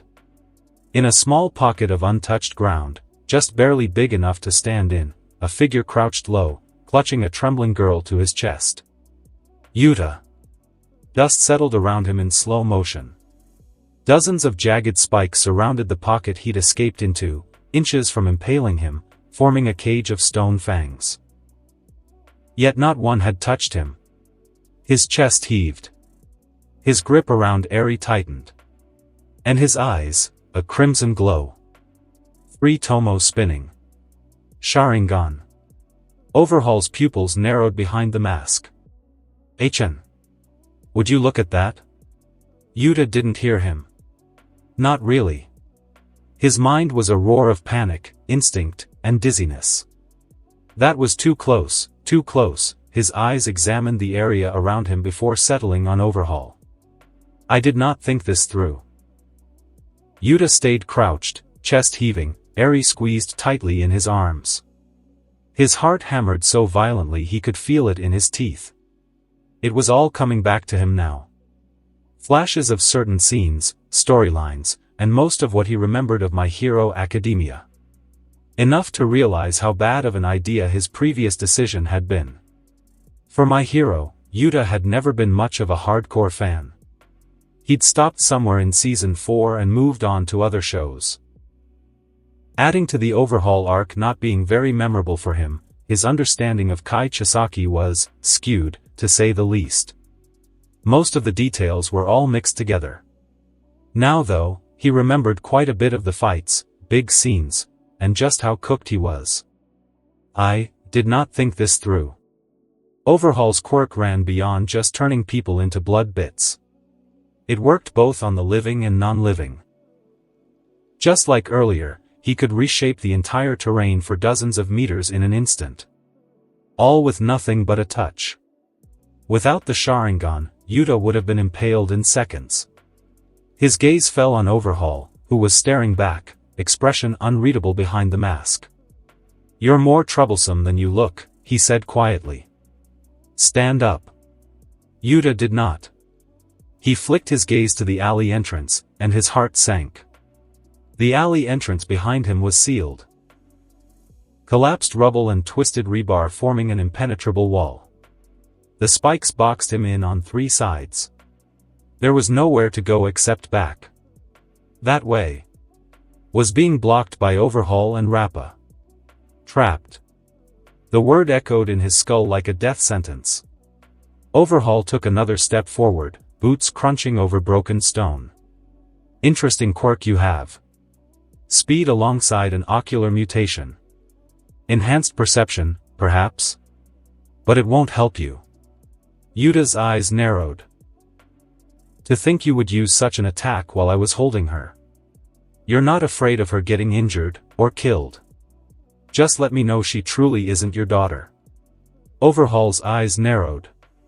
While I am surprised you could dodge that much, it's just that. Your quirk doesn't seem interesting enough to be worth keeping around. He stretched, pulling off one of his gloves. So I'll be taking Eri back now. There's no point in stalling. You can't win, Overhaul said quietly. Yuta's jaw clenched. Last chance. Give her back? Overhaul continued, I'll let you leave if you walk away. Bullshit, Yuta rasped. Overhaul's eyes narrowed. You're right. He pulled off his other glove. But I thought I'd offer. Both hands, bare now. Yuta's heart hammered. Move. I have to move, his eyes darted rapidly. The world looked different through the Sharingan. Too sharp. Too clear. Every detail screamed at him, and his reaction time had gone up drastically. The exit is sealed. I can either attempt to get past Overhaul, or... His eyes turned upwards. I can go. Immediately, he moved. Up. Jumping out of the spiky cage around him, he flickered to the wall, when, the walls shifted, spikes jutting out before he could even place his feet on them. Damn it. He dodged backwards, body twisting as he avoided the rapid attacks coming from all directions with predictive insight. It's fine. I just have to. Squelch. Yuta's eyes widened as the sound of piercing flesh filled his ears. His body flicker came to a halt. His gaze turned, fixing on the spike that came out of nowhere, now piercing through his shoulder. I didn't. There was only so much space in a narrow alleyway. Plus his proficiency with the body flicker jutsu was minimal. The fact that he could use it as well as he could was testament to his quirk's ability. Blood ran down the piece of earth, piercing through him. Then pain came in a flood he had never experienced before. Ugh! Damn, that hurts. He winced, facial features crumpling as he used his quirk to suppress the pain and stop the bleeding. Squelch. Without hesitation, he yanked his shoulder out, leaving scraps of flesh behind. The pain momentarily came back again before being dampened. He turned his gaze, just in time to receive another barrage of earth spikes. Meanwhile, I can't drag this out much longer. The villain watched with mounting irritation as the brat evaded yet again another attack. The heroes will show up soon at this rate. The troubles that'll follow will be a pain to deal with. The revelation only served to irritate him further. TCH. A mess. His hands on the floor clenched. Boom. Everything on the other end turned into a maze of crisscrossing spikes jutting in all directions. It was one thing to kill an idiot who put himself in the way. That took no effort. But he had seen the uniform the brat had worn. A student, no doubt. First Airy, now this. To think this accursed day could get worse. A child from their disappearing, especially so soon after the USJ incident, would ignite scrutiny he did not need. Hero Society's eyes would tilt in his direction, and attention, to Kai Chisaki, was a disease far more troublesome than the one he intended to cure. If the boy had simply walked away, if he had simply minded his own business, Chisaki would have allowed it. A stain not worth scrubbing. A variable with a predictable, controllable outcome. But he hadn't. He'd interfered. Protected the girl. Clung to some misguided notion of salvation. Now, I will teach him. The idiocracy of his actions. Rows of spiked earth shot out once more. Impaling the position the boy had been in but a second ago. TCH. No doubt, the repeated dodging was getting annoying. The boy's speed was fast. Incredibly so. However, signs clearly showed that this speed wasn't consistent. His ability to make high-speed maneuvers was clearly limited in that speed, and it looked taxing to keep up. He was fast, but without a shred of experience in properly using his powers, much less combat. He had no desire to fight, focusing all his efforts on fleeing and evading. The earlier strike showed that his movements were predictable, but his eyes. That's how he keeps dodging. Overhaul's eyes narrowed. In that case, try dodging what you can't see. The battlefield changed instantly. Every spike shattered into dust, clouding Yuta's view. Fragments of earth flew over, and Yuta shielded his eyes instinctively. What is he? Crack, crunch, crack. The ground convulsed. His gaze lowered. Under his Sharingan, spikes erupted from the floor, shooting towards him at rapid speeds. He immediately kicked off the earth, the spikes extended after him, stopping just below his current height of elevation. That was close. He hadn't finished his thoughts when the walls on both sides morphed before shooting forward. Yuta's eyes widened as he leaned with all his strength. Blood spilled into the air. The two spikes sliced the edge of his neck and leg, drawing blood from fresh wounds. Narrowly avoiding certain impalement, Yuta, whose sense of pain had been suppressed, placed one leg on the extended spike before pushing off just in time to avoid the spikes exploding. His scalp tingled at the sight. He had just leaped off with no intention of dodging anything originally. If he hadn't, his legs would currently be mincemeat. Damn it. I wasn't even trying to dodge that. He landed on his feet, face incomparably grim. The Sharingan darted rapidly, trying to predict where the next one would come from. This is bad. Beads of sweat had begun accumulating over him. His breathing was uneven, and his body ached. For the current him, the body flicker jutsu was physically demanding. That wasn't even accounting for chakra expenditure. Now, he couldn't even think about escaping. He could only keep his attention solely devoted to not dying. I can't even. They emerged once again. Spikes erupted from the walls, floor, everywhere. Yuta barely had time to react. Luckily, his eyes weren't normal. With the Sharingan, he twisted, sidestepped, leapt, and chakra walked all over the dangerous landscape. Until he stood in a position where regular movements wouldn't cut it anymore. Chakra spread throughout his body, once again ready to dodge when his body movements faltered. Not from an external attack, but an internal one. What the? His body flicker ceased midway, throwing his movements out of order. If he hadn't suppressed his sense of pain, his entire body would throb with it by now. My body can't. The thoughts just formed when, skulch. A spike grazed his thigh. Another tore across his shoulder, further restricting his movements. Blood ran freely. Yuta's eyes narrowed. He ignored it, forcing his focus back on his surroundings with darting eyes. Crack. Another attack, one he couldn't dodge this time. From behind, a spike shot straight toward his back, aimed to pierce through him and most likely Eri on the other side. Instinct took over. He threw her forward. Squelch. The spike dug into his back, emerging just centimeters from his chest. Blood spilled from his lips. But his organs didn't rupture. His heart didn't stop. Inside, everything shifted. Bones moved. Muscles compressed. Organs slid out of the way in ways no human body should have been able to manage. His quirk works on pure survival instinct. Eri, thrown forward earlier and now curled on the ground, looked up. Her eyes widened. Stop. Her voice cracked as she pleaded to him. Her guardian. The man in question didn't respond. Instead his eyes narrowed upon the impaled Yuta as his hand fell. Yuta's eyes widened.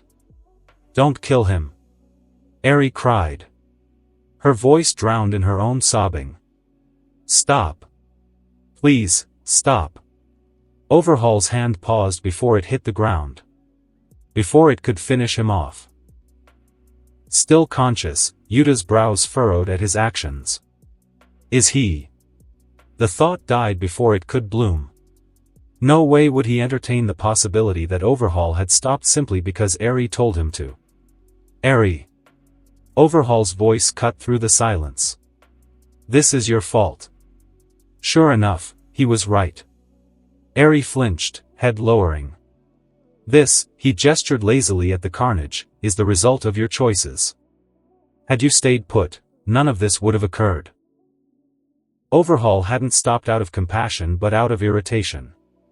He looked at her, at the boy pinned to the wall of earth like some dissected experiment, and exhaled through his mask. And now he has to die because of your selfishness. No, Eri choked out. Please, begging won't change anything. Overhaul lowered his hand. The ground beneath Eri shifted, pulling her toward him like the earth itself obeyed his will. She slid across the dirt, helpless. Squelch. At the same time, Yuta tore himself free. Flesh ripped, and blood dyed the earth red. A momentary grimace crowned his features before he suppressed it. You're still moving? Overhaul's hand shifted. The land Yuta stood on was instantly riddled with spikes. TCH. Again. Midway through his thoughts, he appeared. One instant he was away, the next he was right in front of Overhaul, shoulder bleeding, breathing ragged, eyes burning red. He swung. A desperate, brutal punch that forced Overhaul to shift his stance just slightly, just enough to jerk Eri's drifting body out of his direct reach. I can't. Yuta's vision doubled, then restabilized through the Sharingan's autocorrection. Let you take her back. Every instinct in his body screamed at him to run. Running was logical. Running was survival. But if Overhaul got her back, then all of this, every stupid choice he'd made, every wound carved into him, every risk, would become meaningless. He swallowed the tremor in his chest. Focus. His feet adjusted. Weight low. Hands up. His mind cleared into that narrow space where fear and intention blurred into one sharp purpose. If he couldn't escape under Chisaki's watch, then I'll just knock you out. He didn't need to knock him out. Honestly, he wasn't even sure he could. He just needed to land the hit. His chakra surged. Muscles tensed. His leg twisted into the form he'd performed 1,000 times in the community gym near the Hinohara Hero Agency. Finally, those martial arts classes he took to boost stamina had a purpose. His heel carved through the air in a tight arc. A roundhouse kick, clean, fast, enhanced with chakra amplification, slammed into Overhaul's guard. Thud. The impact shuddered through both of them. Overhaul blocked with his left arm. Crack. The bone gave way. His stance buckled half a step. A shock rippled up his shoulder. Yuta's eyes lit up. Gotcha. He didn't need to win. He didn't need to overpower him. He just needed a few seconds, a single opening, just one chance to grab Ariane. Something flickered in the corner of his Sharingan vision. A tiny movement. Barely anything. A twitch of Overhaul's right hand. Not even a grab. Just a graze. A flick of a bare fingertip brushed across Yuta's forearm as he spun from the kick. A touch he didn't have the space, stamina, or angle left to evade. His breath hitched. His body froze. No pain. No sound. Just the horrifying sensation of everything inside him going rigid at once. Like his blood turned to stone. Like the world had been paused. Overhaul exhaled once. Got you. Time seemed to freeze in the split second. In it came absolute silence. In that very moment, he felt a sensation that he had never felt before. Like every cell in his body simultaneously stopped heeding his call. His lungs refused to draw air. His veins bulged, his spine tingled. But none of it was natural, and none of it was his doing. Something else pulsed under his skin, through his blood, but it wasn't anything he could grab hold of. His skin stretched, his tissues expanded, and then... squelch. Blood exploded outward as if his entire body had turned inside out. The earth beside the Overhaul was dyed red. In the distance, Eri froze mid-step, pupils shrinking in horror. What remained of Yuta hit the ground in a collapsed mass, the shape of a human only in the loosest definition. Muscle sheared into ribbons. What the? Overhaul's pupils shrunk to slits. Bone half dissolved. Organs slumped and barely intact. A thin, stubborn network of tissue clung together around a faintly beating heart. That's... The organs were covered, his skeletal structure held barely, and only a few strands of hair remained on his head. The vast majority of his skin, however, was another story. It looked like a scene straight from a horror movie. Nevertheless, one simple fact remained. I'm still alive? Yuta's consciousness was extremely hazy. The past second felt like he had fought a brutal war. He could feel his cells vibrating, shifting. Caught in a ceaseless struggle between being broken down and held together. And for a moment, he had nearly lost. His quirk seemed to feel the same, as the next action he took was completely out of his control. It gave up. Ceasing the struggle and yielding control over the cells it had lost, it then hunkered down on what was left and refused to back down. As if possessing autonomous thought or basic survival instinct, it prioritized his life above all else. Held together by raw, desperate instinct, and his quirk refusing to release anything else. The result was right before him. Blood rushes like a river, and even with his pain suppressed, everything hurt. If not, he would have likely passed out after the first second. Damn. He's still alive? Rappa's voice cut through the settling mist of blood, rough and almost impressed. He tilted his head at the twitching, barely recognizable mess on the floor. Then turned to Overhaul. Oi, boss. You didn't hold back, right? Overhaul didn't answer immediately. He just stared. Motionless. Silent. Eyes narrowed to thin, trembling slits behind his mask. What lay at his feet was not a person. It wasn't even a corpse. It was a mistake, an impossibility, held together by sheer refusal to die.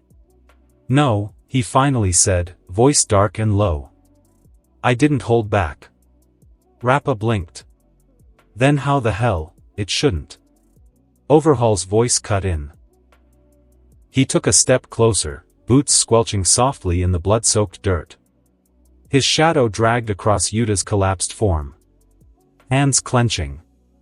Normally, this shouldn't be possible. His gaze scanned the remains, bone shards trying to knit, organs flickering between dissolution and form, strips of muscle twitching as if attempting to remember their shape. And that faint heartbeat. Weak. Incoherent. Yet annoyingly alive. How? No one has ever resisted deconstruction before. His eyes scanned Yuta's body intently. Yet you can resist it. However barely you did. Rappa folded his arms. TCH, looks more dead than alive to me. That's what makes him valuable, Overhaul said, rising to his feet. Rappa. Bring him. We're taking, the body twitched. With energy from who knows where, the head raised to stare Overhaul dead in the eye. Overhaul scoffed. Still intent on. The next action happened before he could finish. Inside Yuta's body, a metamorphosis had taken place. Under some unseen force, his cells began proliferating rapidly. Alongside it came a gush of energy previously in short supply. The shape in those scarlet eyes morphed into something new, blood pooling from the sides. 3 points condensing and expanding to form a black and red pattern. Huh. Overhaul took a step back. It was too late, though. The moment the pattern settled fully in Yuta's eyes, color drained from the world. With tunneling vision, everything shifted before resetting into something else. By the time he gained his senses, he was no longer in the alley in Machida but in an empty wasteland. A crimson sky stretched endlessly in all directions. No sun. No clouds, and a blood-red moon hanging overhead, casting everything in deep scarlet light. The ground beneath his feet was solid. Cracked. Like dried earth that had seen no rain in centuries. Overhaul's eyes darted left, then right. His breathing remained steady. Controlled. But his fingers flexed. Where is this? His voice echoed. Once. Twice. No response. His brows narrowed. TCH, just before he could do anything else, so this is the power of the Mangekyo Sharingan, huh? Overhaul's head snapped up. Yuta stood 20 meters away. Or what was left of him. The same ruined organs. The same exposed ribs. Bone jutted through skin. His organs were visible through gaps in his torso. He looked exactly as he had in the real world, except he was standing upright like the damage meant nothing. And those eyes, those black and red spiraling eyes, were open, bleeding fresh trails down what remained of his face. Yuta wasn't looking at him. He was looking at his own hands. Flexing fingers that shouldn't exist. Examining the state of his body with fascinated curiosity. No wonder Sasuke was drunk on power, Yuta muttered, closing his eyes, voice distant. If I had this. Saving Eri would have been a breeze. Overhaul's eyebrow twitched. Mangekyo Sharingan, he repeated in a low tone. Human delusion truly has no limits. Even after I showed you the difference in our abilities, you still think you can take Eri from me. His expression cooled further. I don't have time for this, Yuta's eyes snapped up. The ground beneath Chisaki fractured like cracked glass, then erupted. Dozens of black spikes shot upward in a single instant. No warning or buildup. They pierced his legs, his chest, and his shoulders, his body jerked. His face twisted, first in instinctive shock, then fury, then froze mid-expression as more spikes erupted through his spine and skull. Yuta's voice followed a second later, quiet and cold. "Let's see how you like it." In the real world, Overhaul's body convulsed. Rappa was stunned. "Boss?" Squelch. Holes tore open across Overhaul's body. Blood burst outward from his legs, his chest, and his neck. As if invisible spears had run him through. Exactly where they had in the wasteland. He didn't even have time to scream. His head snapped back. His left eye exploded. His consciousness was snuffed out before he could use his quirk on himself. Overhaul's body twitched slightly and collapsed lifelessly under everyone's gazes. Ha! Ha! Ha! Ha! The silence of the alley was broken by the sounds of heavy breathing. Overhaul's body hit the ground in a wet collapse, limbs limp, torso still twitching from the aftershocks of a death it hadn't had time to process. Steam curled from the punctures tearing through his skin, blood pooling beneath him in sluggish spreads. Crouched in a pool of his own blood, Yuta's mangled chest heaved irregularly as he stared at Overhaul's corpse. The Sharingan in Yuta's eyes faded. What came in its place was a nerve-wracking pain, deep exhaustion, and the knowledge that he had just survived the most dangerous encounter of his life. I did it. The thought wore in. Kai Chisaki was history, and he had been the one to achieve it. Though arguably not a reason to celebrate, his survival of what should have been certain death at the hands of someone far stronger than him certainly was. His condition, however, said otherwise. Puff. Blood spilled from his lips. He tried to stand and failed as his legs lost all strength, causing him to support himself with his skeletal arms to avoid falling. Examining his body state, his bloody features turned grim. First, Overhaul, then this. It's a double miracle I'm still alive. That, unfortunately, wouldn't last long. His quirk had already done the impossible by surviving deconstruction. The burst of chakra that allowed him to use the Mangekyo Sharingan was a feat of nigh equal weight, though he probably had Overhaul to thank for that. Expecting it to sustain him for long without any assistance was a pipe dream. He needed a hospital, fast. However, reality dictated that he couldn't even walk. Forget about recovering from this, he would die here if no one found him. Even if he didn't, that was just one problem from a whole bag. There was also Eri. Yuta's eyes widened. Where's Eri? Eri. The name left his cracked lips in a whisper, barely audible even to himself. His blurry eyes swept the alley, panic stirring through the haze of pain as he searched for any sign of her small form. He found her. 10 meters away. Crumpled on the ground, teary eyes staring at him unblinkingly. However, the sight of someone else caused a tremor to run down his spine. Not from pain this time, but from a cold realization that despite Overhaul's death, he wasn't alone. Yuta's gaze dragged upward. There, behind Eri, half shrouded by the darkness near the wall, stood Rappa. Arms crossed, eyes staring with an unnerving intensity. He hadn't moved since Overhaul fell. He simply watched. He had watched everything. Yuta's throat tightened. During the fight, he'd been aware, barely, that Rappa was still a problem, still conscious.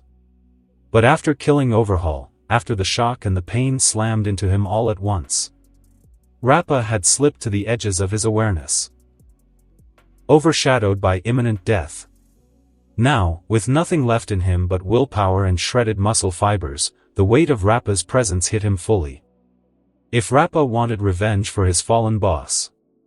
If he wanted to finish what Overhaul started. Yuta couldn't even lift an arm to defend himself. Instinctively, Yuta activated the Sharingan, or tried to, only to realize that he was well out of chakra. His trembling body staggered even more as blood flowed. Just then. She's fine. Rappa finally spoke. His voice was coarse, carrying a strange mix of annoyance and respect. He stepped forward, an action that made Yuta tense. However, Rappa paid him no heed. When he reached Overhaul's corpse, he nudged it with his boot, exhaling through his nose. "Boss?" No answer. The only sound was the fading drip of blood, tapping rhythmically against concrete. He wasn't a doctor, but he'd seen enough broken bodies to know what a corpse looked like. Overhaul was gone. "You really did it," he muttered. "The bastard's dead." He laughed. "Ah, kid, you've got stones." Yuta swallowed, tasting iron. He tried to stand again and failed. Rappa watched him struggle for a moment, then shook his head. "Don't bother. You're done. Anyone can see that." He crouched beside Yuta, studying the mangled mess of bone and blood that used to be a functional body. "Honestly, it's a miracle you're still breathing." He had been in a lot of fighting rings and seen people get life-threatening injuries. Rappa had never cared about gore. Fighting men, breaking men, being broken himself, none of it bothered him. But this went beyond anything he'd ever seen. Hell of a kid. Rappa thought, genuinely impressed. He turned back to Overhaul's body, crouching beside it with a tight frown. There was no rage in him. Rappa was a man who lived purely for the thrill of battle, violence, and bloodshed. He fought men to test them, to prove strength, not to avenge philosophy. His following of Overhaul was for one reason only. He had beaten him in one-on-one combat. Loyalty? That wouldn't mean as much to him as a good fight would. Nevertheless, Overhaul had been his boss and was stronger than him. Dying like this was unacceptable. He stood, cracking his neck once. "Guess that makes the score 1-1, he said quietly, voice steady. "Damn shame you won't get the rematch." He stepped back, rolling his shoulders. Now came the question of what to do with the kid. Rappa glanced at Yuta's deteriorating form, then at Eri standing frozen nearby. The kid had guts. Real guts. The kind Rappa respected. Shame. He scooped Yuta up, carefully this time, mindful of the flesh threatening to tear completely. The kid's breathing was shallow. Fading. "Alright, kid. Let's, wee-oo sirens." Distant, but closing fast. Rappa's head snapped toward the alley entrance. Red and blue lights flickered against the far wall. TCH. He set Yuta back down, not roughly, but not gently either. There wasn't time for gentle. "Guess that's my cue." Eri's eyes went wide. Wait, can't stick around, kid." Rappa straightened, already backing toward the opposite exit. "Heroes show up, and they see me with Overhaul's corpse and a dying brat? That's a conversation I'm not having." He jerked his thumb toward the approaching sirens. "They'll patch him up. Probably. But you want him to live? Stay with him. Scream when they get close. Make noise. They'll find you." With that, Rappa turned and bolted into the shadows, his heavy footsteps fading into the maze of backstreets. Eri stood frozen for a heartbeat. Then she looked down at Yuta. He wasn't moving anymore. His chest barely rose. Blood pooled around him like a crimson halo. No. Her legs moved on their own. She stumbled forward, dropping to her knees beside him, hands hovering uselessly over his mangled body. She didn't know where to touch. Didn't know what to do. And no. The sirens grew louder. Yuta's eyelids fluttered. His lips moved, but no sound came out. "Please." Eri's voice cracked. "Please don't die." Her quirk pulsed, uncontrolled, panicked, rippling outward in invisible waves. You saved me." Tears streamed down her face. You can't just." Eri's small hands gripped the tattered remains of Yuta's shirt. "Help," she screamed. "Somebody help." Yuta's consciousness flickered. The last thing he saw before darkness claimed him completely was Aries' tear-streaked face, lit by flashing red and blue. Then, nothing. And that concludes this episode. If you enjoyed it, I'd seriously love it if you guys could leave a like on the video, as it genuinely helps out so much, and it keeps me going, plus it takes only 1 second. That said, have a wonderful day. See you in the next one.